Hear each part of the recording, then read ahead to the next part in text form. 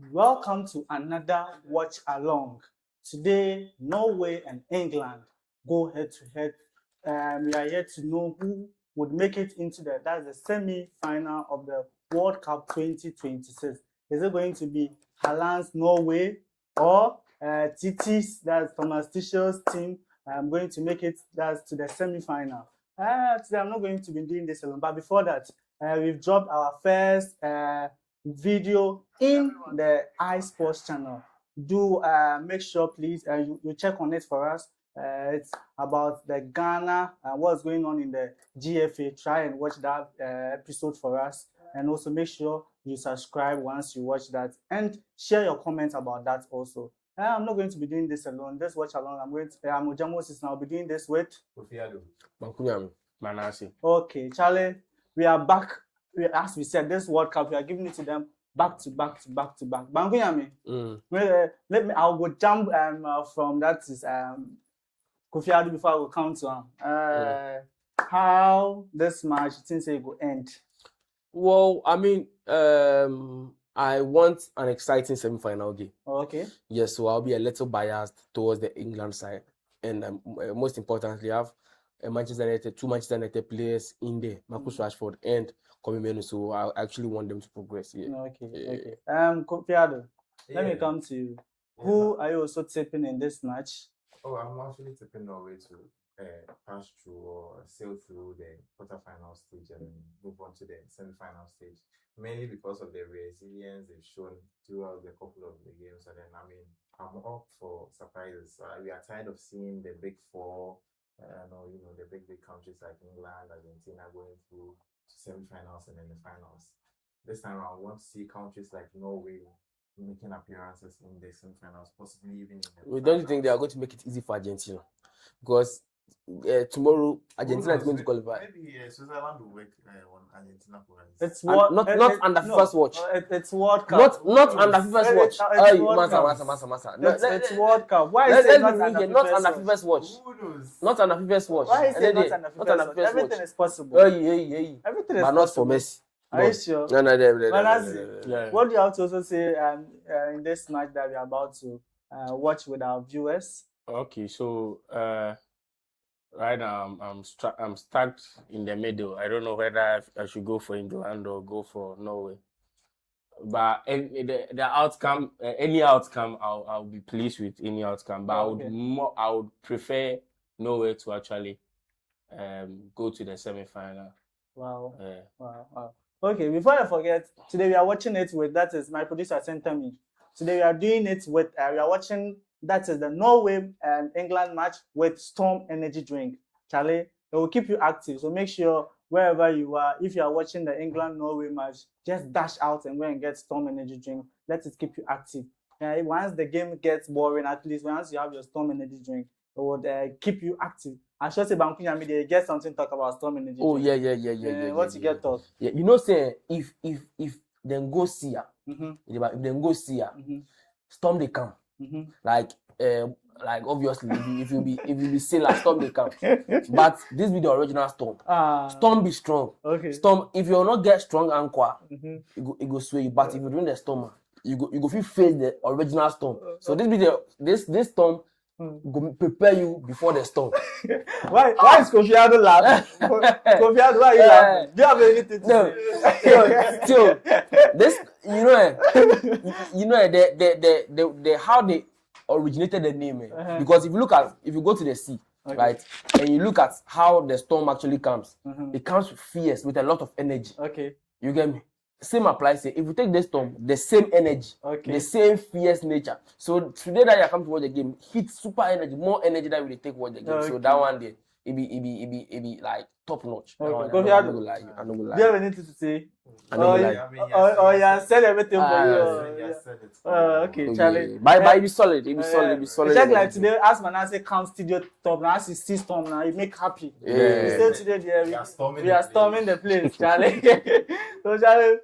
Make we delve straight into the match itself. So far, they've played that is 4 minutes, 23 seconds. And Kofi Adu, if you have the stats, you can share with our viewers so far. Okay, just a moment. Okay. So as he's getting the stats for us, And so far, it seems England are possessing more. Yes. Yeah, England are possessing more. Norway is rather defending. And before you even give us the start, let me come to you, Manasseh. This match, do you think that is Norway is going to sit back and use counter attack to beat England, or you think they would also be playing more of possession? Okay, so with this match, just like how they played against Brazil, okay, they would actually fend off. They can go toe to toe with England. Okay. You see, let us not be too judgmental now. Yeah, over whether if this Norway team can actually give England a tough time. They did that against Brazil, and it wasn't a fluke. So you could see that this team is actually poised for greatness. Yeah, they have some young players in there. Initially, a lot of people didn't actually give them the chance to actually get to this particular point in which they are. Not to even talk of beating a team like Brazil with the kind of players in which they have there and what they even did in their group. Yeah, so even getting here is actually a surprise. Not even for them, but they feel in themselves that they can even do more than what they are doing. And it's actually a team in which every department in the team is actually is doing their best. Okay. When it comes to the defense, when it comes to the attack, when it comes to the midfield, everyone is putting their all. So you could see that the team is really, really well balanced. Okay. In every that's aspect on the field. Okay. But is it me? I feel it isn't. They will not waiting. Why? Oh, why? it's really balanced. Why are you saying that? It's really balanced. If you look at aside their attacking third, and I said their attack, I don't see. They are made for this. Is it that bad? They are made for this. It's just average. They have Sander Berger and Berg, those two players, and probably Ødegaard. Odegaard. It's more or less like when I talk about the attack, I talk about the wingers, the number 9 and the number 10. But these are so that's what our term as their attack. Because if I say the attack, I'm not referring to just the number 9, the two wingers, then the two wingers. I regard the number 10. So you're talking about the double pivots now, that the double pivots. Yes, it's just average. And the defense is can you tell me a single game when Norway actually played and they were like, okay, the defense didn't actually concede chances. Most of the time they concede the goals. But they concede goals. I think the only match in which they conceded more goals is that's that of France, and you can actually. But they've conceded a lot of goals. I think almost every game they concede. I don't think. Let me ask you this follow-up question. So, a team that, let's say, the attackers are not good, but let's say the defense is very solid, and a team that, let's say, the defense is very bad, but the attackers are scoring more goals. Which would you prefer? I'll prefer a defensively solid team. Yeah. Because this is a tournament. Okay. It's not where at this point if we knock you out, you are out. Okay. So if my defense is not if we even let's backdate to the Champions League final Arsenal went. Okay. I'll credit it to their defense that made them get there. You get me? Because their defense was solid. They barely conceded goals. And they barely even lost games. Okay. So if you want to get somewhere in tournaments, then I think it's the defense that will actually put you there or get you there. For the Norway team, they've played, let me see, 1, 2, 3, 4, 5 games. Each of the games, they've conceded at least a goal. Okay. And trying to tell you that, okay, in as much as they are scoring goals, they have the tendencies to concede goals as well. So I'm a little skeptical because against Brazil, Brazil didn't take their chances and all that. They were still able to concede a goal. Then I think against England, they'll still concede. And you have the likes of Jude Bellingham, you have the likes of Harry Kane, Saka, Rashford.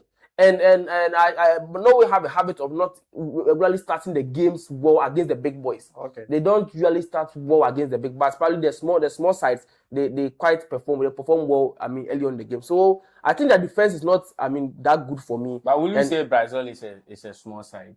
No. But it's not small. It's not a small side. Yeah. But they didn't start the game well. They started well. Oh. No. Maybe I didn't watch the game. They go and all the chances they actually got came in the second half.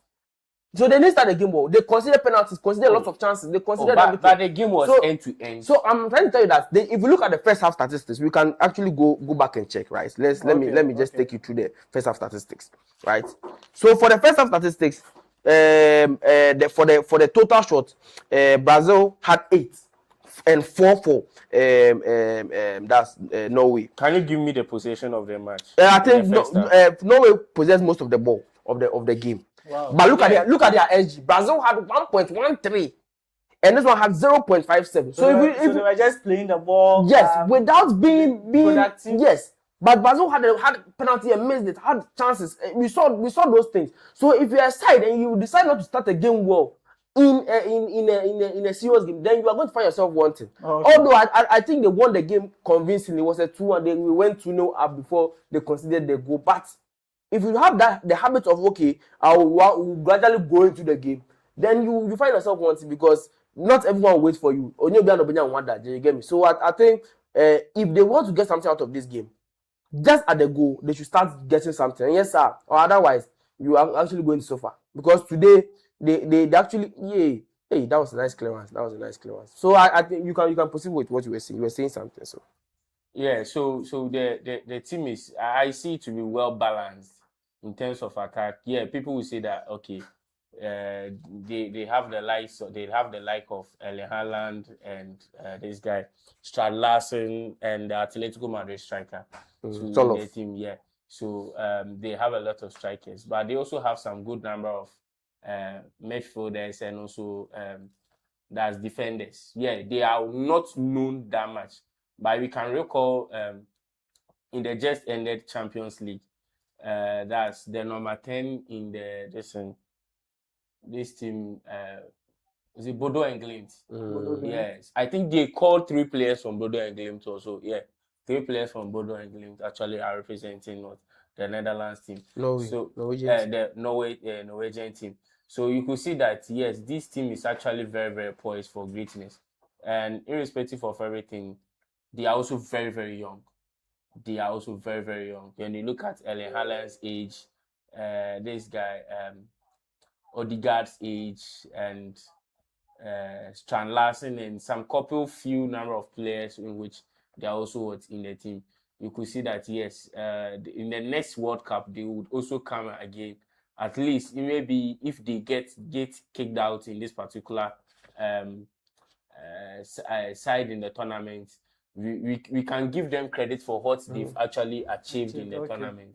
Because is this their first World Cup? No, this is not the back. This crop of players. This is their fourth, and this the fourth World Cup. This is the highest, and this is the farthest they've gone in their entire history. Yeah, so I think in this game, England have a lot to lose. I think Norway are like, okay, they basically are. I mean, we've done our best, but I mean, we didn't rule out a chance of qualifying. In a group in which they had the likes of Senegal, France. They've really come far. They've really come far. And coming second in that group. Yeah, they've really done well. Okay, Kofi, let me ask you this question. When it comes to the England side, who are you really tipping to maybe come off today? Is it going to be Bellingham, Harry Kane? Who are you tipping to maybe get them their goal in this match? You see, the England side have marvelous players. They have talented players that can, impact the game at any point in time. You mentioned Bellingham. Yeah. There's even Saka. Okay. Saka is also there. He's very good, but I think I'll be giving it to Kane. So far about 30 minutes into the game, I'm seeing him making some meaningful passes. He always drops back to play the midfield position, even though he's a number 9, he's a full striker. So I think I'm tipping Kane to be the game changer in this game. Okay. Charlie, so give us the stats so far, and let our viewers know the stats so far. Those are with us. So in the first almost 15 minutes into the game, we have 35% of ball possession for Norway, 65% played by the England side, and then the rest are 0.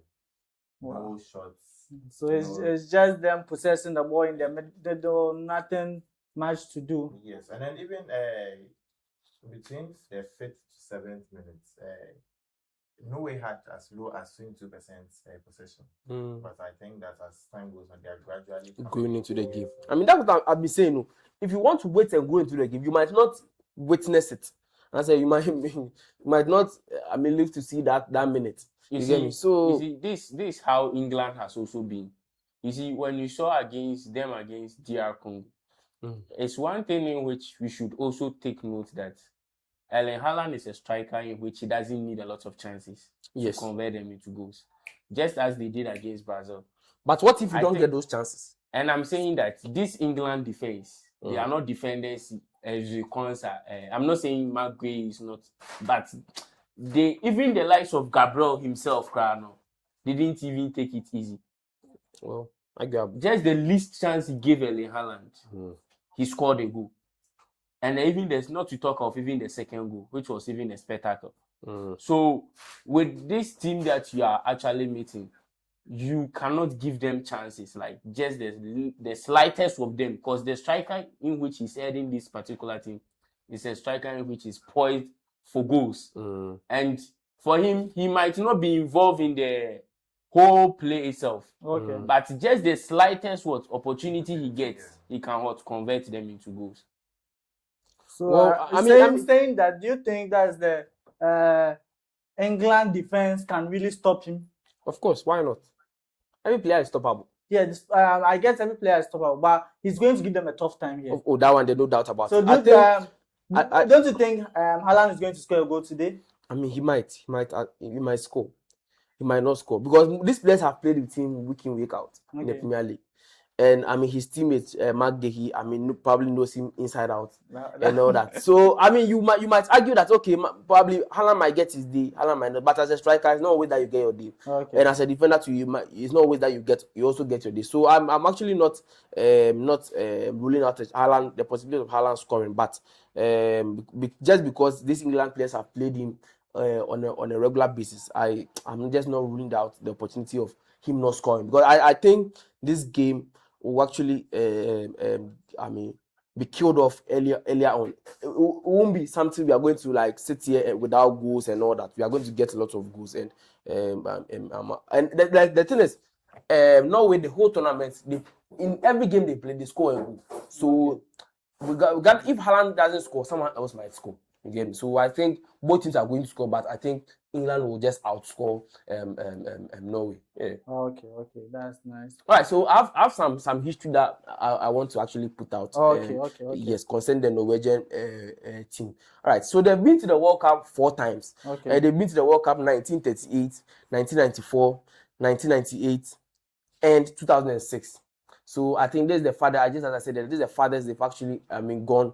And the first one, their debut World Cup, they actually met France, and France eliminated them. That was 1938. Wow. Yes, that was 1938. And the second time, that's 1994, United States of America, USA, actually eliminated them. 1998 was France again that eliminated them. Then, I mean, this is the 4th time. This is 2026. I mean, they are still playing. So I think... Since 1998. Yes, since 1998. I think it's been almost, you can say, 28 years old. I think you said 2006, right? No, 1998. That's the last time they played. Yes. That's 20 years ago. Yes. That's 2 decades ago. 20 years.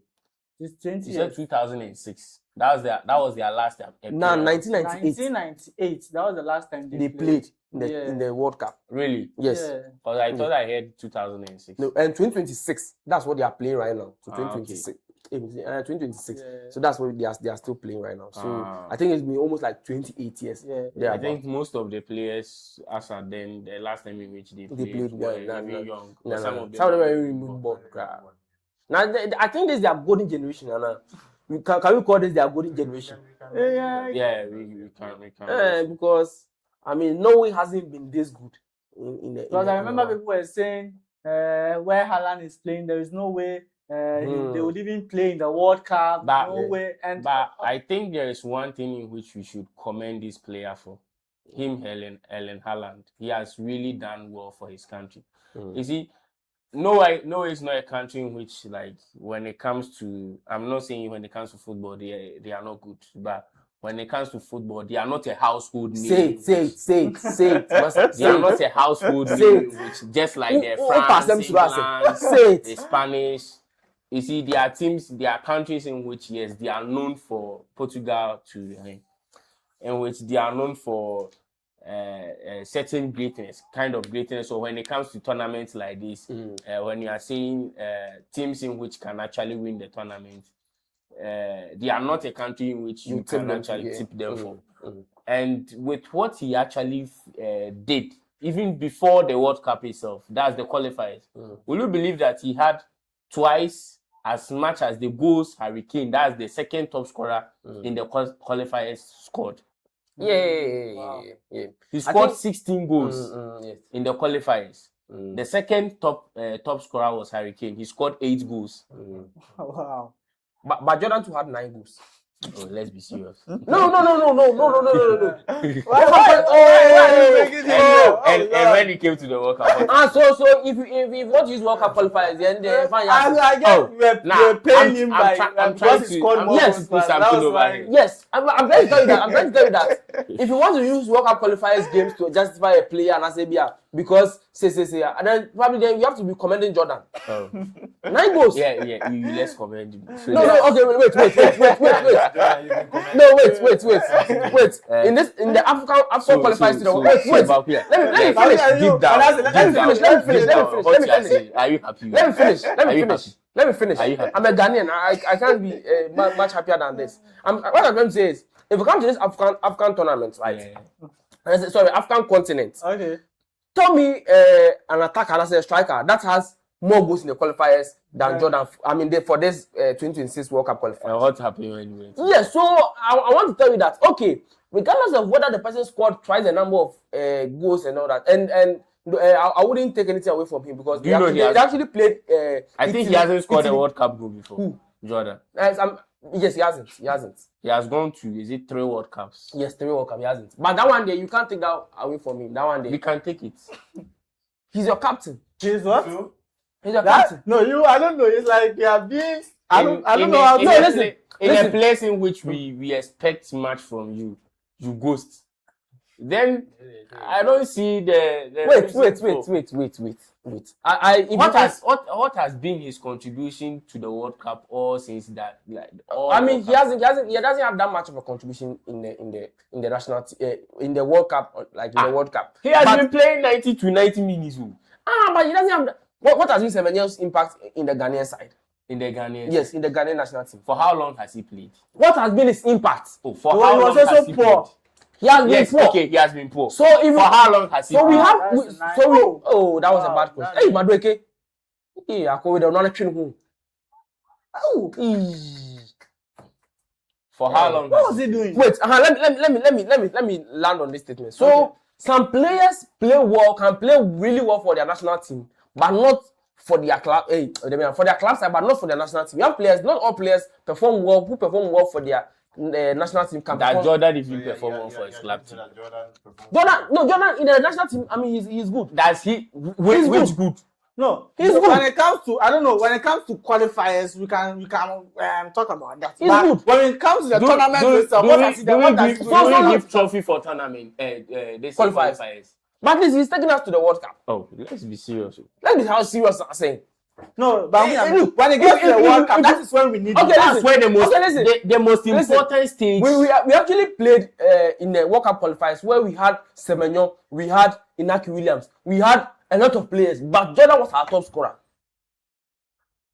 Are you listening to what I'm saying? We have Semenyo. It's not like when Semenyo was playing, when Jordan was playing, Semenyo was on the bench. No, he was also playing. But Jordan was able to score the goals, right?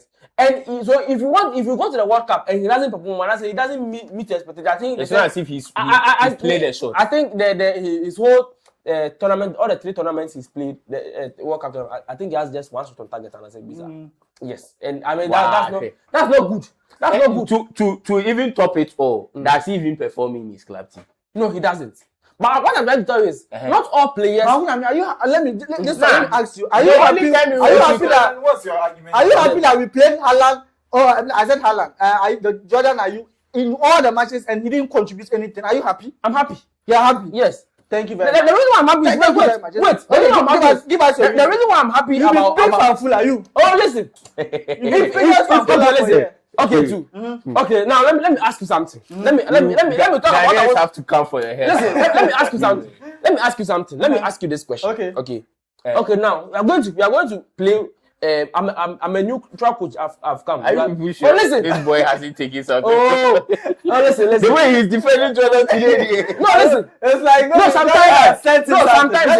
sometimes the banter is not unnecessary. And I said, why are you guys talk about Jordan? It's unnecessary. Okay. How is it unnecessary? Let me give the scenario. Let him land. Okay. I'm a new manager. Okay. I've been appointed as the head coach of Ghana national team. Okay. Right. We are going to a tournament, and okay, I'm not privy to whether Jordan I'm not privy to that. I picked their statistics for the national team.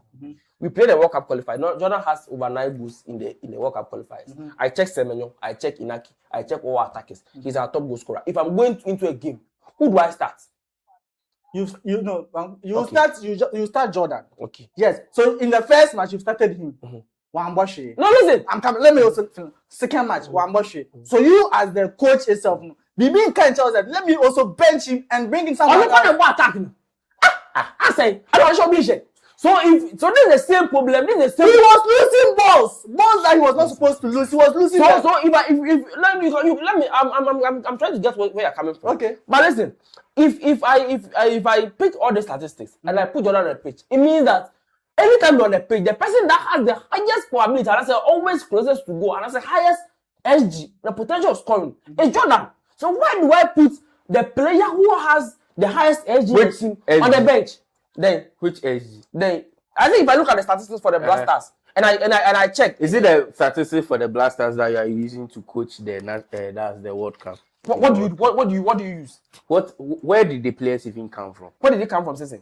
Where did they come from? Then how? They came from somewhere. That's their club teams. The club. No. It's the form in which no. If you tell me that, listen. Okay. It's the form in which they came from the club. No, listen. That's what we are going to continue with. I'm not using the qualified title. Imagine, I'm not saying that is a constant or that's what the ideal situation. But in most situations, that's how everyone or a reasonable person would think from. Because I'm not going to bring a player in which has loose form in a club team. Yes. And I have a player in which has been on top form in club team. Then I will say, okay, this player performs for that's the club team. So okay, let me bench the player who has a top form and let me play the player who, okay, yes, in the club that's the national team, he plays better. Okay, let me. Does this even sound very reasonable for you? You see, I'm giving you a scenario. Let me tell you. When you go to Paul barely plays reasonable football for Atletico Madrid, but week in week told you. Okay, check the statistics. If you want to, let me tell you something. If you want to bring, I don't know, a defensive midfielder, I don't know, probably if he plays an 8, if you want to bring the Argentinian defensive midfielders, and that's Argentinian 8. All the passing statistics, most of them do it better than Rodrigo De Paul. But when Rodrigo De Paul was in Atletico, I'm talking about now, week in week out he starts. He's not even in Atletico now. I'm now in Inter Miami. I'm trying to tell you that if you look at the statistics, just what he does for Inter Miami, then you're not even carrying Messi's back in the team. You're not even carrying Messi's back because Bellingham creates passes, but his legs are gone. But if you look at the national team, because of what he does, what he can offer, the experience, if you look at all the weight at which he deals with the team, then you put him on the pitch. Look at what right now. If you look at what Enzo Fernandez did with Chelsea did as a form near Kakra, but when he's playing for the national team, he's top notch. Right, he's top notch. So I'm not saying compared to what he did at Benfica, what he did at Chelsea this season is quite. I mean, the goals he has scored quite a few number of goals for Chelsea this season. I think yes. So see at the season where customer I won't be. So you are trying to tell me that So you are trying to tell me that Rodrigo De Paul hasn't been good in his club team. So what? He has been good. So you know that it goes on sometimes. Jordan Ayew has fought for the Premier League top goal scorer before. Which season? Oh, he was in the top 5 or something. Let me search for you. Which season? So I'm your argument is flawed. Which season? you mentioned World Cup qualifiers, and then he was saying that their performance in the previous season from their clubs. So and then you said no, you don't want to use that. So why are you I want to use that metric for him. That no, listen. No. Okay, we finish. And then also you are talking about players like Ødegaard, who have been signed in their previous World Cups. Jordan, what has his previous? So let me tell you something. What right? Has it been? Wait. Let me tell you. So wait. I want to Let me finish one question. Let me finish. Maybe I might forget. Let me ask the one. Write it down. Let me ask. Write it down. The one question is Okay. show me since Jordan started playing the national team.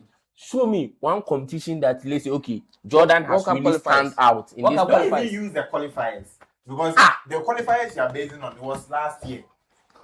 I'm coming. Let me show you something. Them play the qualifiers. 2025. Make a check. I'm coming. I'm not saying 2025. I want to check the Jordan's. You know that? So I'm trying to tell you that. What I'm trying to say is, some players can play well for both their national team and their country, and they're not that many. Like that, there are not that many players that do that. Players that do that are not that many. But you have players that can play for their club side very well, but cannot play for the national team very well. An example is who? My Semenyo. Okay, let me finish. And you have players that can actually play for the national team better, but they cannot play for their. Let me show you James Rodriguez. The most key point that made Real Madrid went to buy him. But after that point. Floppy, the team player cannot have floppy. He has been poor, but when he's playing for Colombia, the guy is a beast. So that's the two notions I'm trying to say. And I'm trying to tell you that, okay, as a manager, when I'm coming into a side, and when I'm coming to coach a team, what do? I pick their statistics. What they've done for the national team. Then that's what I disagree. Let me finish. You can disagree, but let me finish. You look at what they've done for the national team. You look at their statistics, the person who has highest, if I use expected goals, you have expected goal, but you can't have a highest number of goals. Higher, someone who has a more frequent goal scoring and statistic. You look at those things. Once you do that, then you can say, okay, if I put this guy on the pitch, okay, he has a high probability of scoring. So let me put him on the pitch. You get where I'm coming from. So if you look at this national team, this Black Star side, you look at Semenyo, look at Inaki. You can talk about any other, you can talk about Tawisha, you can talk about all those things. Who in the past few 10-15 games, who has more goals? It's Jordan. So if you're a manager, and I show you the statistics, I'm a backroom staff, I'm a technician, I'm a video analyst, and I show you the statistics. Who are you going to put on the pitch? Let me ask you. You start Jordan. Who are you going to put on the pitch? Jordan. Okay. Now my question to you. Ask. So you start the player based on all these things that you've given to us. He plays first match and fire, second match and fire, third match and fire. So still, because you are saying all this, do you have to also consider still play? Okay, let me ask you this question. You have to play that player. That doesn't make sense. Okay, wait. What you are saying? Wait. What you say? I'll answer you one by one. I'll answer. I'm ready for the Q&A. I'm ready. Let me answer you one by one. This. But what you are saying means he shouldn't start. Well, no, wait. What you are saying means he shouldn't start. Yes, but I'm trying to tell you that. Is he the only one on the pitch? And the answer is no. Semenyo is on the pitch. Semenyo at Manchester City, he doesn't play as a number 9. So you should do what you do. You should score what you score, regardless of what the number 9 is doing. He does something with the ball. What does Jordan when Jordan is playing? What do you do with the ball? Oh, that's why people don't rate Rafael Leao. Rafael Leao never finished for wings. He will keep smiling at the wings, dribbling with no output. Then it means people are not going to rate you. Who are going to rate you based on your output? Semenyo for the national team. What does Jordan? Are you Jordan in the national team is better than Semenyo. Just one card. For when did Semenyo join the? Qualified, he was there. What are you talking about? That when did Semenyo join the Black Stars? What? Do you know Jordan has been in the national team for like Emma said, over 10 years to 12 years. Say 12 years. More than 15 years. But he has played in 3 World Cups, right? Yes, so 3 for 12. But okay, so but he played that AFCON before too. But that I know Onyambo. That's no sir. Onyambo, sir. And What has been one thing? I just want one thing in which you can say, okay, this competition, this AFCON, this World Cup, this Qualifiers. Oh, let's be serious. No, I know that qualifiers do. Ghanaians trying for qualifiers. If it is qualifiers, then England will celebrate going to what? They say the Euros. Be you. Who? You. Who Norway has scored? England will celebrate. They say their Euros final against this because they made a final appearance. Oh! Wow! Screamer. That guy. That is a screamer. I'm gonna check it out. No. That's a Is goal. it Nusa? No, shut up. The guy who gave That's it. Yeah, shut up. I think they might check. They might check. The referee was standing in front. He didn't do anything. If they approve, they might check. I don't think at this point they're going to make that mistake. They have to check because there was a foul incident on a player in the midfield before the ball broke. There wasn't even a foul. The referee was standing there. Didn't you see the foul? I'm saying the referee was standing there. He didn't whistle. So I'm trying to say, no, you don't have to whistle because the game is in flow. And I'm saying Look that at if it was a foul, they would have whistled. So they have to check. And then we've seen the same thing with. See where the referee was. He was looking there. And then I want to say, And I'm saying that if it was a foul, these players would have not these contested before things even with the whole referees goal. all the time. We saw the same thing in Argentina game. So what are you talking about? What are you talking about? We saw. It happens. So I don't know what he's talking about right now. Because we can see refs standing there, then we will play on. But they'll come back and check and award a foul or something. We've seen this against Argentina. The boy scored a goal, Charlie. Yeah, that one day. The goal will stand. That one day. Because That one they day. kicked the ball before it's I mean, we will have to wait for the VAR verdict. We will have to wait. There is no If they will VAR check. verdict. If they will check. If they will check. There is no need checking. That was a nice goal. If they will check. Hey, they are not checking. They are not protesting too. I said the referee was standing there. If it was Okay, but the goal has been taken. It has been taken. Yeah, it's a goal. Let me see.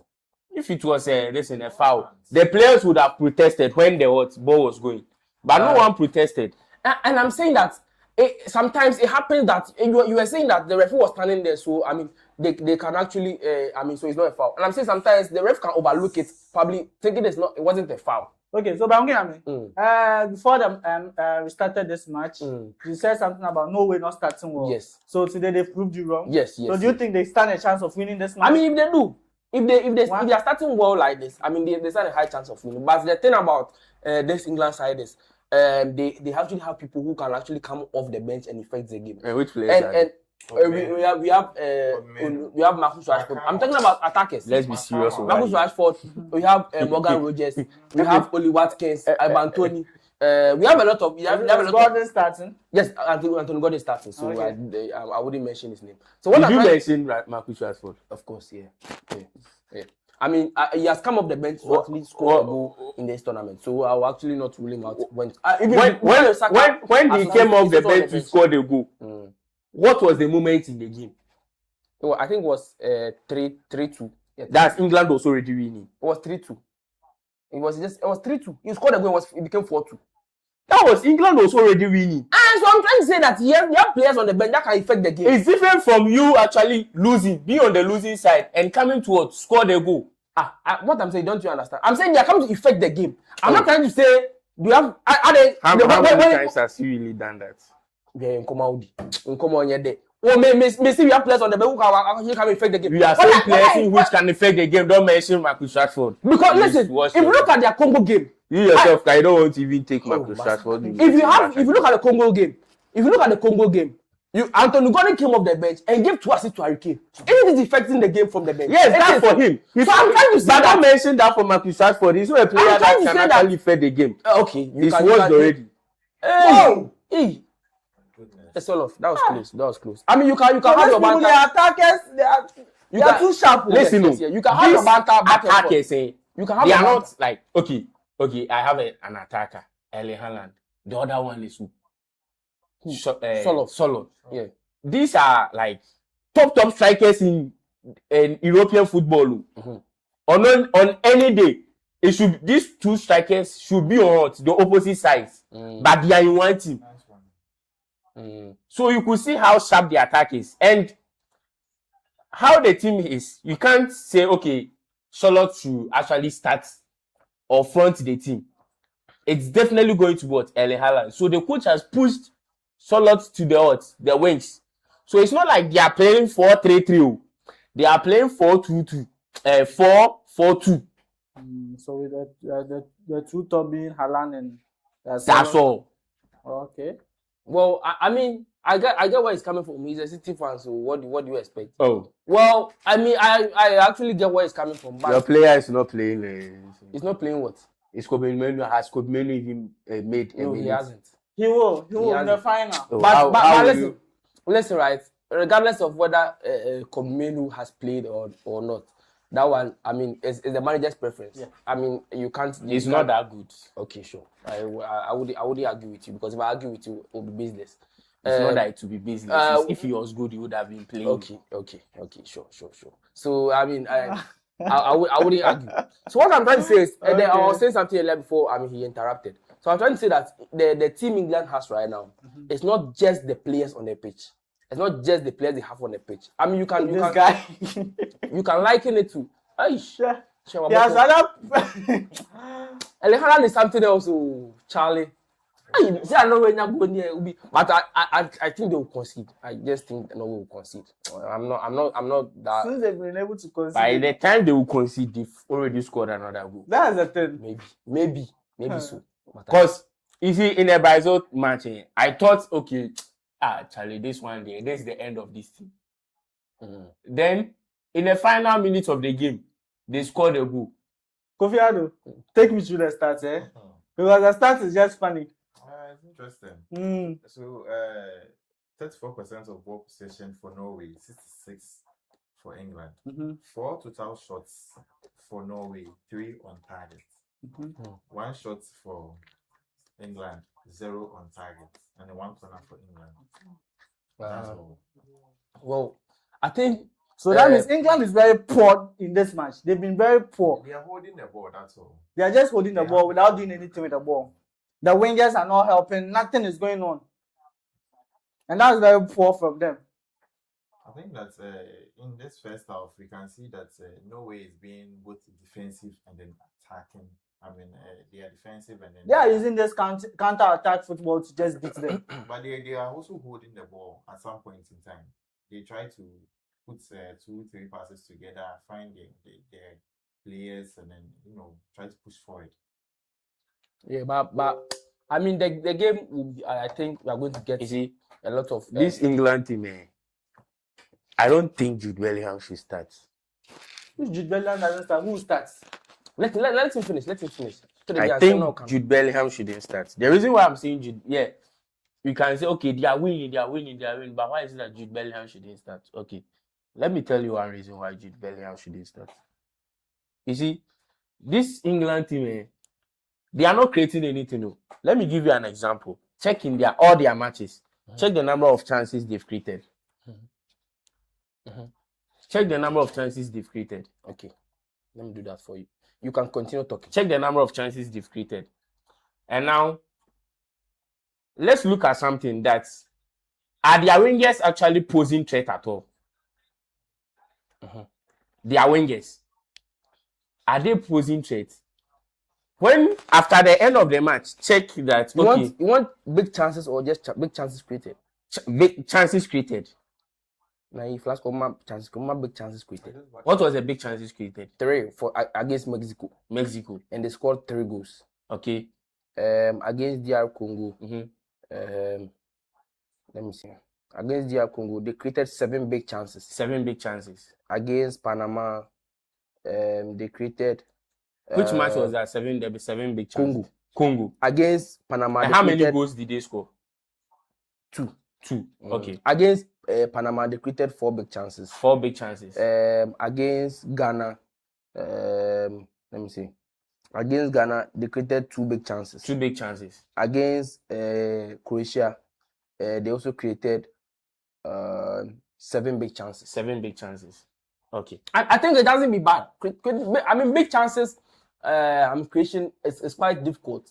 to do. But I mean, you can create chances that aren't big, but you can actually score from them. So yes, so I wouldn't write them up. So my with my argument, yeah, you could see that yes, they are creating chances, but you see with this England team, when the game gets very very tough in the middle, okay, which players have been the ones actually creating the chances for them? You would understand that you see that in the Congo game, it was Antonio Gordon who was a winger that came on to create the chance for them to score a goal. You could see in their other matches, it has always been it's either the winger or probably a fullback that is creating the chance for them. Isn't that a good thing? I mean, it's not a bad thing, no. I'm not saying it's a bad thing, no. But now I'm trying to say that the midfield, right, is the responsibility because you don't expect. I'm not saying that this guy, the holding midfielder in this match is this guy. What's his name? Elliot Anderson. He's actually playing that's the duty of what a deep line playmaker. He's actually starting attack from the back. Now see something. What has been? I'm not saying Jude Bellingham is very poor in this, but my argument is England needs a creative, like he's not creative. He's very very clinical when it comes to scoring goals. And when the moment gets like in the moment of the game in which we need players that can create something for us. I'm not saying he's very poor. He's 1-1 after the because I know to Jude Bellingham. I'm not. My problem. Listen. I actually wanted you to end your statement, but I said, "Okay, I won't read that." Listen, I'm going to tell you that. My problem here is that England needs someone that can do something for it. Because yes, the wingers are doing it, but they want someone in the midfield that can create something for them. Let me tell you something. That's not the way Thomas Tuchel plays. If you look at the way Thomas Tuchel plays, his number 10s are robust. Actually, if you look at Mason Mount and Thomas Tuchel in Chelsea, or yet assist, or share hat-trick, or say, that's the typical Thomas Tuchel number 10. He's the guy that runs into the box. Scores the goals if you can backdate. And his creative forces were actually Timo Werner with the pace. Michael Kai Havertz. Sometimes Kai Havertz born number 10 and then he gets the goals. So that's what Thomas Tuchel. Timo, I know. It was Timo Werner, Kai Havertz playing as and this guy. Oh, what was this striker's name that was even? Most of the time I was playing Kai Havertz wings. Timo Werner wings, and then the number 10 was Mason Mount. Yes, is it Lukaku? Lukaku came later. This striker. Tammy Abraham, Giroud and co. It was Giroud. Giroud was rather. This one. Yes. So what I'm trying to say is Thomas Tuchel's number 10. If you want to write off Thomas Tuchel's number 10 based off the fact that okay, Thomas Tuchel's number 10 is just scoring the goals, being clinical, but not creating the chances, I wouldn't agree with you because Thomas Tuchel's number 10 always gets the goals, gets the numbers, but doesn't create the chances. You get me? So I wouldn't agree with you if what Jude Bellingham and he doesn't even create chances. That's not his play. You get me? He doesn't create the chances. So if you want to judge Jude Bellingham whether okay, so he's Jude Bellingham because he's not creating the chances, then you are not judging Jude Bellingham well. He does the tackles. Sometimes wins the ball and it's clinical in the box. What do you want from an I think that's what this one does. If you backdate Mason Mount, I'll use Mason Mount as my blueprint. Mason Mount had the goals. Had. I got to a point where even comparing him to that is Lampard, because of the goals he was scoring, the what he was doing. You get me? His tackles, say he will press you, say he will be doing this. So right now, I think Thomas Tuchel's number 10 is always efficient rather than creating chances. Because if you are creating chances, you are bound to lose the ball, and that he doesn't want those quick turnovers to affect him. I'm saying, adding up, it seems. What? Ashe, Harry Kane. Wow. Offside. It's offside. Offside. And actually, go beba. Munyabutere. Still 1-1. I'm call halftime. So let's check here. The person who created a chance was Antonio Gordon. But who gave the decisive pass for for the offside goal. I'm talking about the offside goal. It's not a goal. But I'm talking about who created the chance. It's not a goal. Oh, but a chance not creating. It was a created It's chance. not a goal. I know it's not a goal, but it's a created chance. It was Once Jude Bellingham. it was counted as a goal, that one there we can count it. But it was a goal. No. So that's. But it was a chance that was created. Oh, nah. But it seems Thomas Tuchel himself, he doesn't like this creative type of midfielders. For him, even at Chelsea, if you could see his midfield was Jorginho and Kante. Jorginho and Kante. Rigid, robust. And these two players. So one thing about him is his two double pivots are people that they would do all the dirty work. And the creation of chances is being done the by reason why I'm trying to say this is, so that's why if you is mostly coming creating, in to do the creation of the chances. Saka. So for him, one thing about if you study his gameplay, the strike, that is the wingers coming to the midfield, then that is the number 10 moves to join the striker. So most of the time you could see that it's either the striker or the number 10 ends up scoring more goals. So one thing about him, he doesn't look at that kind of creative midfield. When that's the number 10 that will be creating the chances. For him, all he needs is you can do the job. You can score the goals. So that's one thing that I'm sure that is why he also prefers that is Jude Bellingham, because Jude Bellingham in the 10 that's in the 10 row, he would score the goals. Yes. He won't. Morgan Rogers wouldn't do that for you. Once you give him 5 out of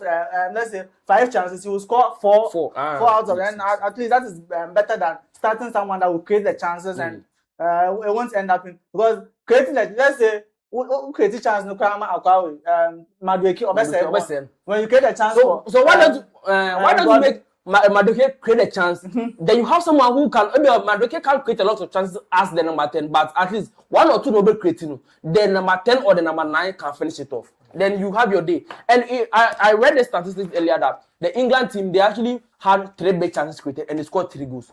Would you like an efficient team that like this, or an inefficient team, and I say ineffective team that will create more chances but not finish most of them off? But ask yourself, if they're able to create 3 chances and score 3, and we now bring someone who is very creative, don't you think it will actually increase the whole statistic? But you take the person who is you bring the person who is creative on at the expense of the person who is going to finish off the chances. So one thing is, now if you the chances they are creating, okay, you have a prolific striker like Harry Kane actually being at the end of the goals. But if you are marking just him, it becomes easier for you to defend against such a side than marking 2 players. So but they have on the wings, they have other players that can also score. But they are very ineffective at doing that. The wingers are very ineffective. Anthony Gordon will get the 5 chances. How many chances has he gotten in this particular competition? And because the role he has been assigned to is to create the chances for someone else to finish it off. We cannot all play the same.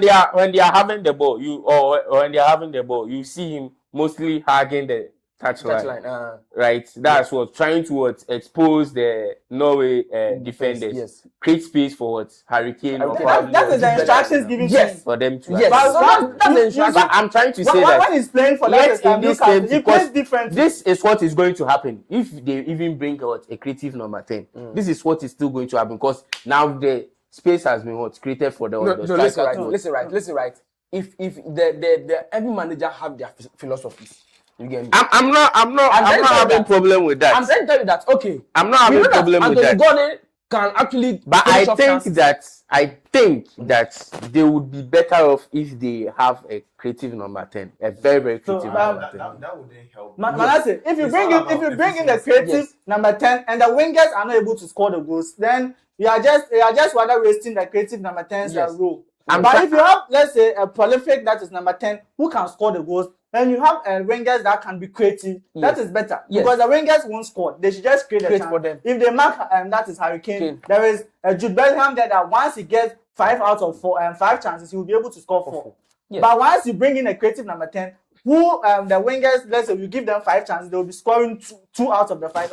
Is that what you want as a coach? But what I would also say is that, let's say if we have when they meet a team in which have their defense well sorted. Okay. Not like the Norwegian team in which their defense is actually nothing home to write about. A team in which they have their defense very, very well drilled. And with this same attack in which they also score more goals. A team like, let's say, the France national team. don't you think they would actually struggle a bit? Yes, indeed, they have the likes of Jude Bellingham actually coming to meet them and the rest.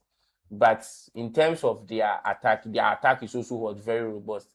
Don't you think there will be a need for them to have that? That's my whole problem, because in the match against Ghana, okay, we saw that yes, Ghana was very, very defensive, but was that actually were they prevalent in whatever thing they wanted to do? No. So in a match in which they really need the services of these guys, they need a player that can actually break the defense down. And it's only because yes, Jude Bellingham is very, very good, but can Jude Bellingham actually create those? Because we have these kind of creative number 10s in which they can strike the ball behind the defense, and they have pacing wingers over there. Let me ask you this follow-up question. So with England, who do you think can create their chances? Eze. Mr. Kabel Cameron Rodgers. Eze as a player who create a chance, but Eze is not serious. Eze is one on serious player. Not serious. When it comes to Thomas Tuchel, Charlie, if and you are not a serious disciplined, player, you are not disciplined, you are not serious, he's going to bench you. Let me players that will do the work. Let me just remind you of the Ghana game, how Carlos Queiroz actually approached the game, right? If you look at the Ghana game, you can tell me, we all witness for a fact that Marvin Senenya and Gideon Mensah had a good game. So indirectly, Oman mutilated wingers. They've muted the wingers. So how are they going to create the chances? That's where I'm trying to tell you why the Thomas Tuchel wasn't ineffective against Ghana. Because he has been using the wingers. Yes. And now the wingers, wingers in which you find them on the line. No one is going to okay. Now what they are doing is they will let the wingers be on the touchline. Now, because of that, your fullbacks have to be going there. Because they don't know the moment in which those players will receive the ball. Right? So once England is having the ball, right, their defenders or their fullbacks have to occupy the wings, or sometimes even have other players supporting in the defending. Now, once they do that, remember that the defenders there are two. Okay. So it's only, let's say, if they have that's a double pivot, or probably if they have a single pivot, that's when that player also draws back to form a three back. Now your other midfielders also come back and join the defense. The striker also join back and join the defense. Now imagine, yes, your back line, you've splitted it. Your fullbacks are not there. The position, they are not where they are supposed to be. They've been moved because and also remind you that the wingers who are also supposed to come back to the defense are also supporting the wingers. So let me tell you something. Now, see the number of players that will be in the in the box, or probably in the defending in tournament. And that was what Ghana was not buying into that decision. Listen. Because their wingers or their defenders, or that's their fullbacks, were not joining in what England was doing. They were rather compact. Let me. So in cases when you meet such teams, would that work? Listen, let me tell you something. In tournaments, they actually, you don't actually see a lot. England score lots of goals in tournaments, and I said create lots of goals in tournaments. So what do you do? I'll actually boil down to you as the manager, and I said the head coach, analyzing the whole team in general. Do we create a lot of chances, big chances? We don't. And even if we do we take them? Okay. So who would you actually have when you create a big chance? Is it a clinical number 10 or a number 10 and a nano where the double say or touchy ball? You assess that. So if I'm Thomas Tuchel and I analyze all this scenario, then I would actually rather have Jude Bellingham at the end of that big chance created rather than I am Eze who is unserious with that big chance. Because I wouldn't get enough of those chances, or I wouldn't create enough chances for me to actually get most of them to spare until that clinical number 10 comes from. So it's as simple as that. Ghana against England, they didn't create a lot of big chances. They created just two.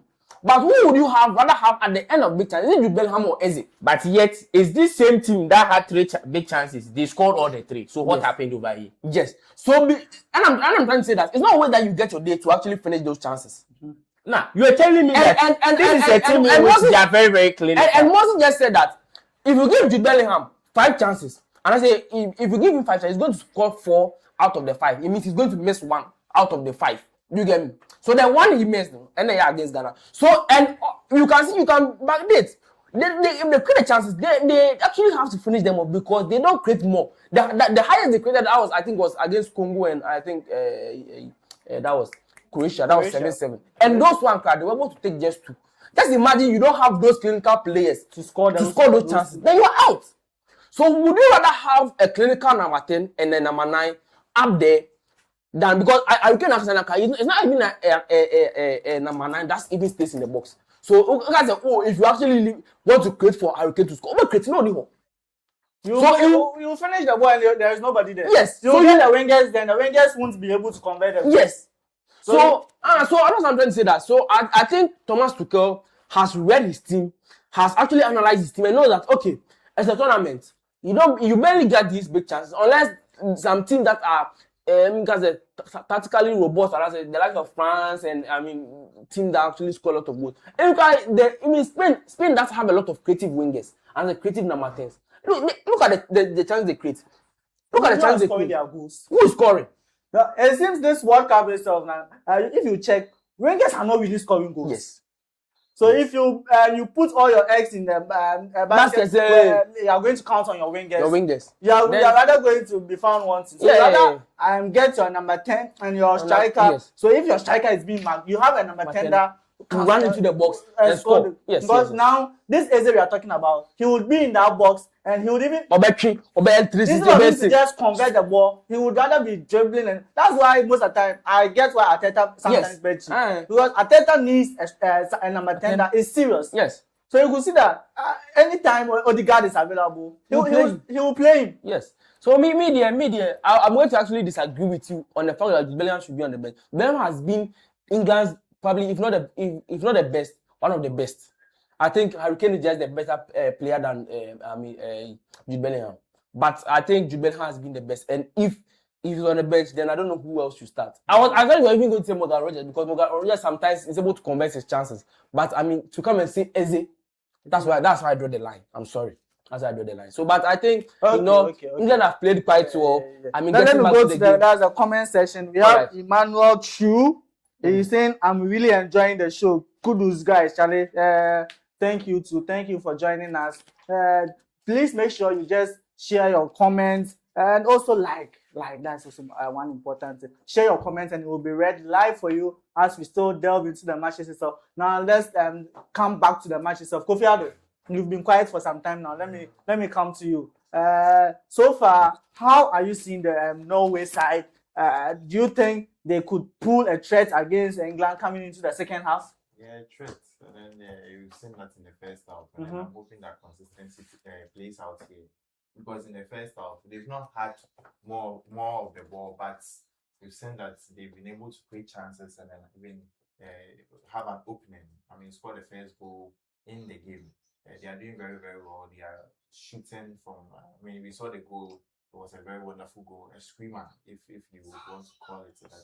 So I'm thinking that going into the second half of the game, now they've been conversant with how England plays, and then they found their footing in the game. So I think that in the second half they are going to bring up more energy. I know they found spaces, ways, and means to put England on the bad side of the game. So I think that in the second half they are going to do that. I want to see Haaland come out more often with the ball in this time round because in the first half I haven't really seen him. Yeah, so the second half of the game, I'm just hoping that they have more goals. Yeah. Okay. Let me add a little to what he was saying about Haaland. I was saying that Haaland is an England boy, whether I like it or yes. Because I think he has actually been in England for quite some time. Everyone say 3 to 4 years, and something like that. And now people are actually, you see, his first season he came to the Premier League, and people didn't get his antidote. He was able to score like 30, was what 38. 38 goals. Yes, and now as the season went by, it began to dwindle. So what does it mean? It means people are actually catching up with what he does. People are actually getting an antidote to what he does. He uses his muscle and all that. He actually stays close to the defender. Or And even talking of that, when you check that is the England and that's the back four. Yeah. 3 of them are his teammates. His teammates. And so, just one constant is a player that he also plays in the Premier League. Yes. So at least I think Eze is coming on. Okay. Eze is coming on. We're creative number 10. So let's see what he's coming to do. Let's see what he's coming to do. But Manasseh, let me let you come into this conversation for me also. With England, so far they've been playing trash, but they've been able to get the goal. Is it? Yeah, yes, they've been playing trash. It isn't. No. It isn't. At least they've been able to get the goal. I think 20 is Madueke, sir. So that means he has changed all the 2 wingers. And the Declan Rice is also off. Then I'm sure he's Jude Bellingham, yes. I said this earlier. Yeah, he's not fit. Jude Bellingham will drop back into the 8th row. So he's come to play as a double pivot with this guy. Elliot Anderson. Elliot Anderson. He can do this double 8s, single pivot, double 8s. No, but can Eze play as an 8? Eze is more of a 10. So if you play so it's either a double 8 or a double 8. If you play Eze as an 8, then you are trying to put yourself at risk. Because so what they are going to do is they are going to defend and that's go back and come.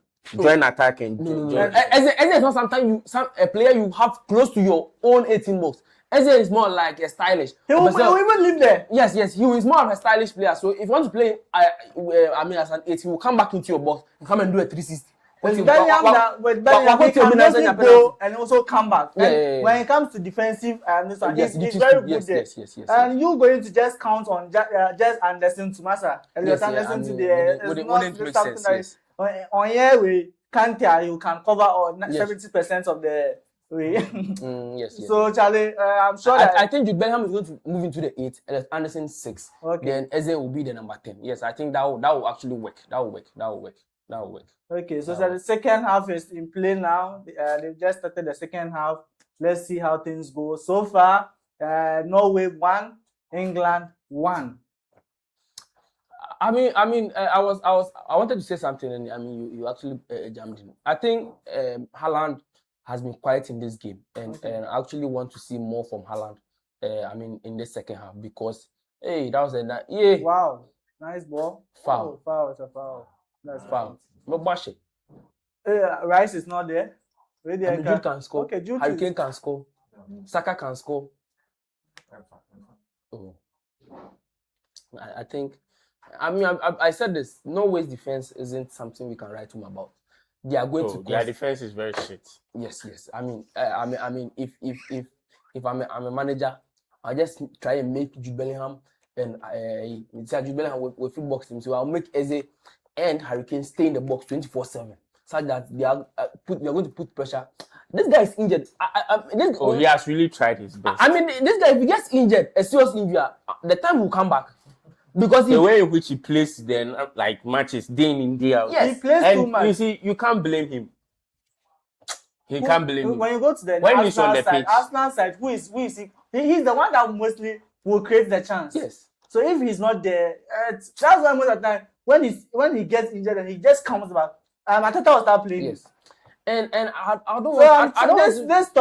This international break or something like that. They need to find someone that can come and play. That's why they want to sign Bruno Guimaraes so that he will actually get a resting period because last season he played almost every game in the Champions League, in the Premier League, FA Cup, Carabao Cup. They play all, and he doesn't get enough. The position in which they signed their new player was the who's Mendy.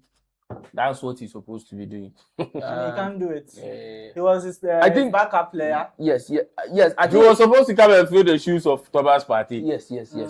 So that you feel Rice. Yes. Okay, yeah. But he actually. But right now, Rice is the one playing the position of. The class is free. Zubimendi. So at least when they're able to get that, that is it's going to help them. Haaland near Elliot Anderson. What the real move? Haaland near Elliot. I'm the real move. today, I think Komeno has a go in the game. Or like, I have some 6 cents. Where Like, is he? he's on the bench. Where is he? He's on the bench. He will come and score the winning goal. tell- Right? Wait, when he comes on, Tell them to view the bench for you. You see him. They wouldn't. They will but- show him very soon. They will show him. But you know something? I'm actually I'm not too mad that he's not playing. Although I'm not too mad that he's not playing. But I think what Thomas Tuchel wants to do is play a robust midfield. This guy likes tight space. He wants to receive the ball and half then release the pass, do this. But this Thomas Tuchel wants a player that's going to be okay. Crowd. You're going to say, you get me. So if he's not playing, Komeno, I wouldn't be too mad. But I think if he gets the chance, he's going to prove himself. I mean, that's what I can say, because looking at what he did at Manchester United, he actually didn't get a chance under Amorim. But when Curry gave him the chance, he proved himself that he's actually good enough and he can play. So I think if he gets the chance, he's going to. Saka doing the defensive. Echo. Go on, Echo. She open corner. Echo is Ødegaard. So why do you think he changed Madueke? Is it that he's been unproductive? Do we need an answer? Do we need an answer? No, man, he was defending. He was defending. The way in which some coaches really trust Madueke, I'm sure this guy has given. No, once it comes to the defensive side, yes, he does it. So there are one thing about him is that's why coaches like him. When it comes to is the game only about defending? But defending is also part of the game. Yeah. It's part of the game. Yes. But is it only about defending? If you have you can't trust your that's the defenders. You need a winger that can also drop to help them. Yes. Hey, Charlie, Jude, nice, Jude, nice. Passing the way Chidudu, Saka, Elliot. I think this game will suit Komeno, Papa. Oh my word. What are you thinking? I have, and that is TT's number. Should I give it to you? Should I give? No. You give him a call to. Nah, I mean, he can make the right call. I trust him to actually make the right call. Oh, okay, in this match. Yes, yeah. Okay. I think this match needs someone who can be in tight spaces, dribble through Norwegian defenders and as a midfielders and actually make something happen. You get me? And you think you'd rather bring Komeno to do that? I think he's the last midfielder left on the Marcus bench. Rashford is there. I think he's the last midfielder left on the bench. Nice, Eze. But to Saka more.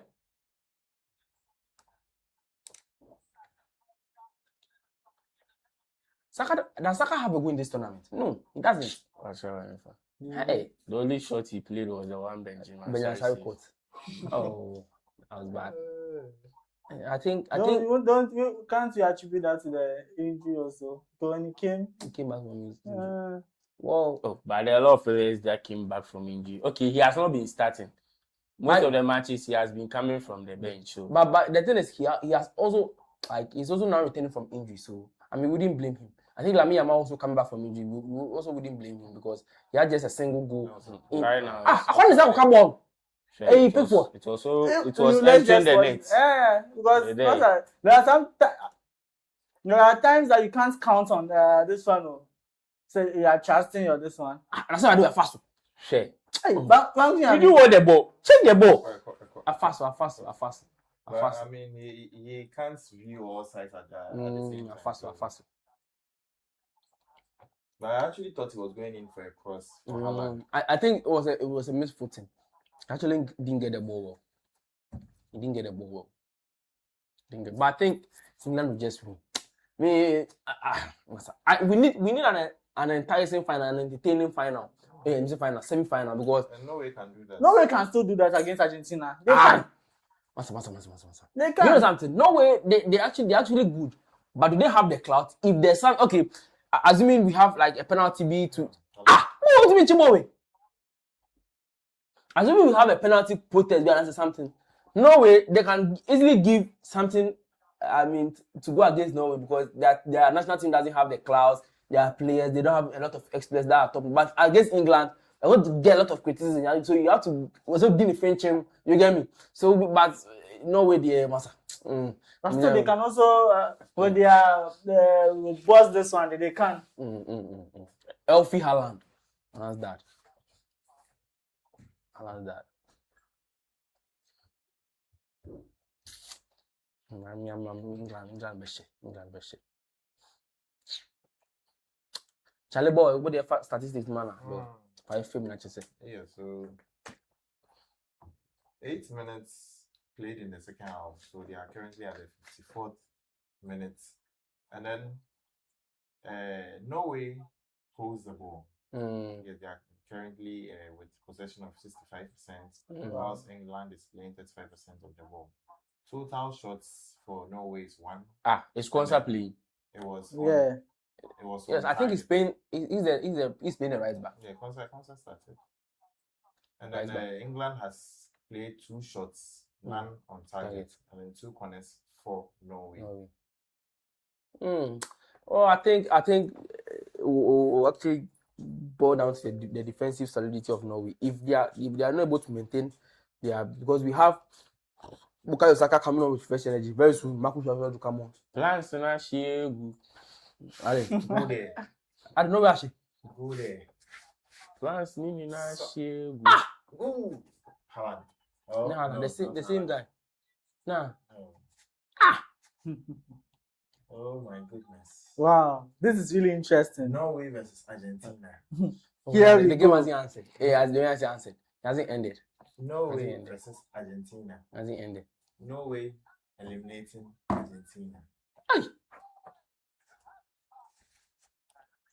Yeah, that's a natural thing. There's no channel almost celebrating that. Torbjørn Hagen.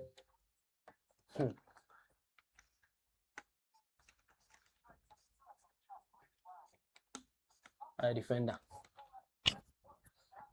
Hey, ref. Yeah. I don't really get the ball, so. Hey, awful. Uncle Bia awful. Hey, No. Uncle Bia off. Uncle Bia off. It's not off. Let me say the ball had a deflection also. Nah, it didn't. It had a deflection. It deflected.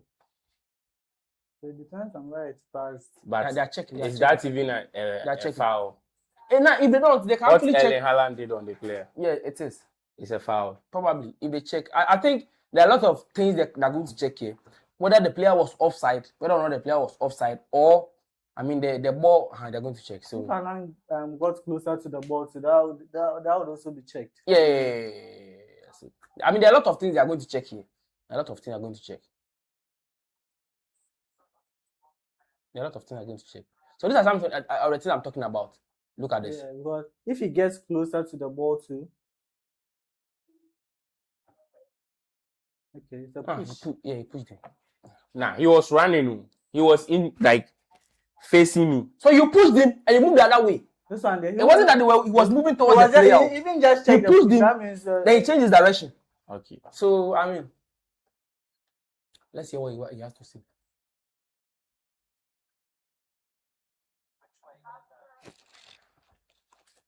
the goal didn't stand. It's 1-1. So yes, I mean, so he's not the goal next time. Yeah. I mean, that was a push. Because if you look at the way Haaland pushed the player, then now change direction. And if he was moving towards the player, then they clashed, then the player fell. Then he didn't even change his direction, and then we can also associate it as an an accident, an abisa. You get me? But if you push the player, then or you change your direction to the other side, then it will go and actually get the ball, but you miss the ball, then no, we don't do that. But watch you. We don't do The player's hand was see. No, look, he pushed. Nah, see how And the he was the goal one that is even went to head the Head the ball. ball. So that is one thing that Yes. So if we look at how Haaland actually, I mean, did there. I mean that was a fair decision. You get me? And so that's what I'm saying. That I was saying that if England go and play Argentina, another corner. yeah, so you're not going to take the corner. The corner was flawed. They're going to take the corner again. So they're going to take the corner again.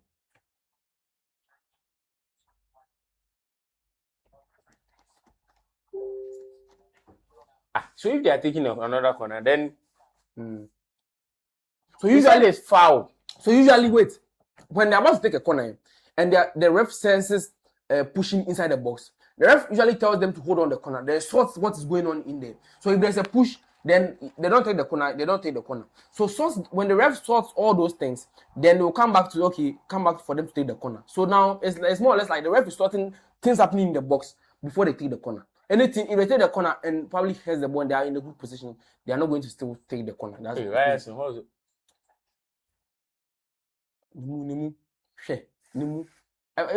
If this guy comes out, Charlie, then I think Antonio Gordon or Rashford, whoever comes on will feast.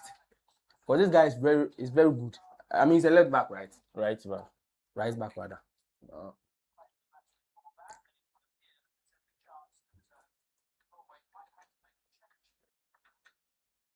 I don't know why. Why is it that Antonio Nusa didn't start today? I don't know why.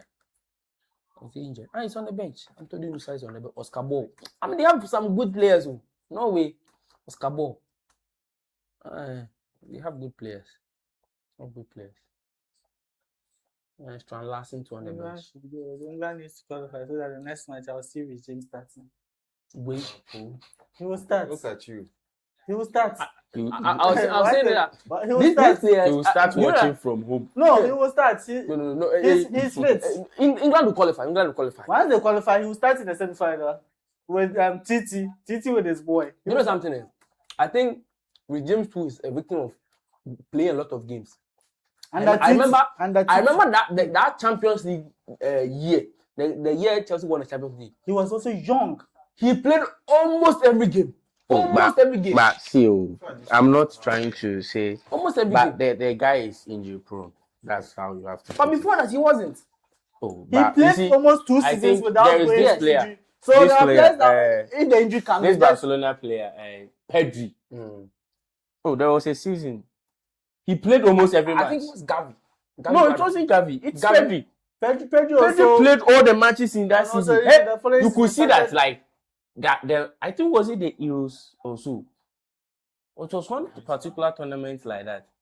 He played literally every match.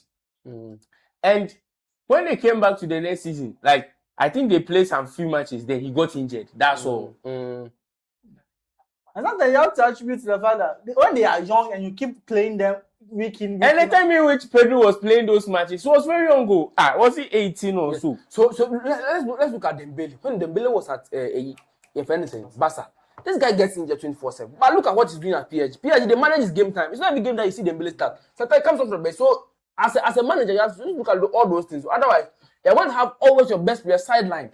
And I'll use this declarized scenario as an example. If this guy gets injured, if he gets one serious injury, what's in that debut? Look at Rodri. Look at the number of games he played the season he won the Ballon d'Or. Look at the number of games he played. When he came back, tell me that Rodri was in that game. Rodri has Rodri is still Rodri. But we see that name. This is not a Rodri we know. This is not a Rodri. This is not a Ballon d'Or Rodri. This is Ballon d'Or. This Ballon d'Or. This Rodri. No. Which Rodri? Just be honest with yourself. Just be honest with yourself. City fans want to see Rodri score goals. City fans don't tell the truth. So me, I wouldn't. Rodri has been one of the instrumental players in this particular Spanish team. Oh, master. This is not a Rodri we know. This is not a Ballon d'Or. Which Rodri do you know? This is not a Ballon d'Or Rodri. Which Rodri do you know? This is not Ballon d'Or Rodri. Rodri's current this City the season we just ended, was Rodri really playing well to you? Rodri even didn't start the whole season. We don't say he came in the middle of the season. Yes, when he came out, he was being introduced small. And so that's not a Rodri we knew. We know, and I said we knew. But he's coming from injury, so that's not the Rodri. Right now he's getting his this thing. But still, he's not the Rodri we know. No, that's what you're trying to say. You're not trying to say Rodri. But right now he's the Rodri you know. That City fans, yeah. You can take yourself and laugh. Any day.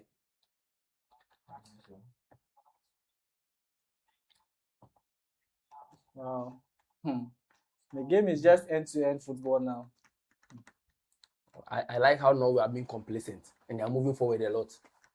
Because they trust themselves, they can do it. I think bringing Eze on the pitch was a bad idea.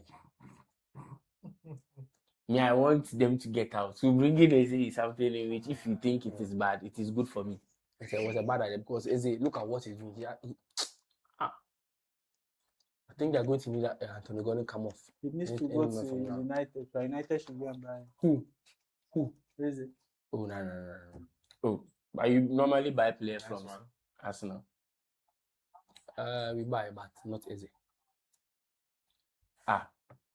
We bought this guy, Mkhitaryan. Oh, this guy is out. What Oh. Alexis Sanchez? What Alexis Sanchez as well? Hey, Infantino.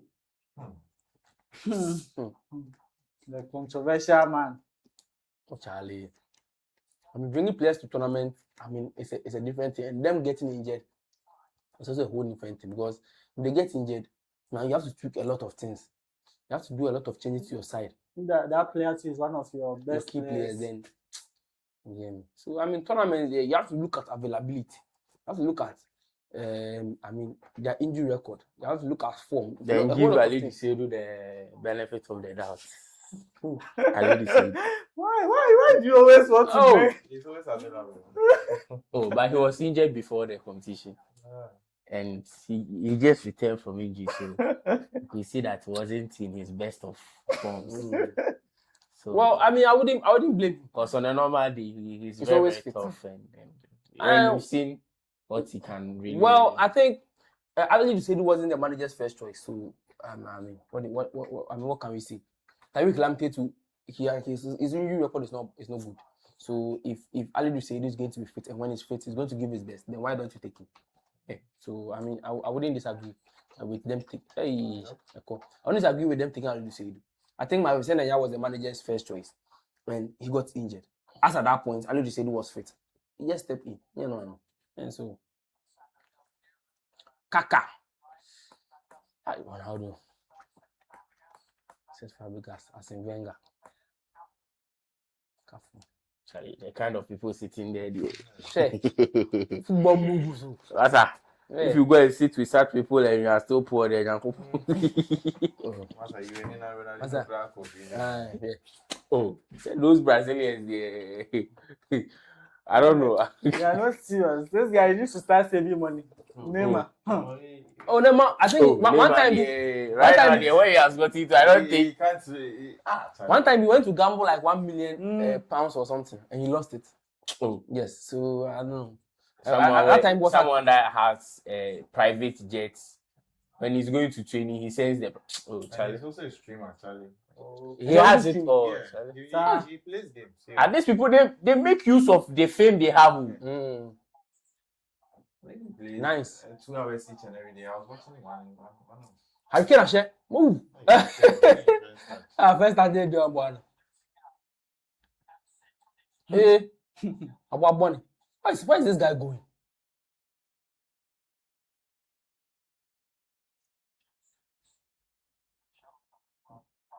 This guy, I don't know why they trust him like that. Pickford. Oh, Every coach trusts this guy. I mean, experience. Which goalkeeper in the Premier League? Jordan Henderson. Dean Henderson. Yeah. Dean Henderson. Yeah. Oh.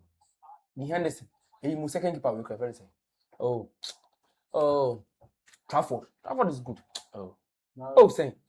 He has been the one sending them to these kind of competitions, and you know the number of Antonio Nusa. I think he does well. He does well in the England side, and he knows. And even in his club team, he does well. This poor Everton team, see what they were even able to do. There was this match, was it against Newcastle? Hey, yeah, I watched that. That shot, it was supposed to be a goal. Like, this is one of the greatest cheats in which, like, I wonder how this guy saved this particular ball. Balls that are supposed to score that goalkeepers have saved the end their doors. And I think Oscar Bob and this are coming on. Yeah, Oscar Bob and Nusa. Charlie, their wingers are going to now. Marcus will come on very soon. A tough time. Hey, I think it beats the keeper. They are bringing wingers.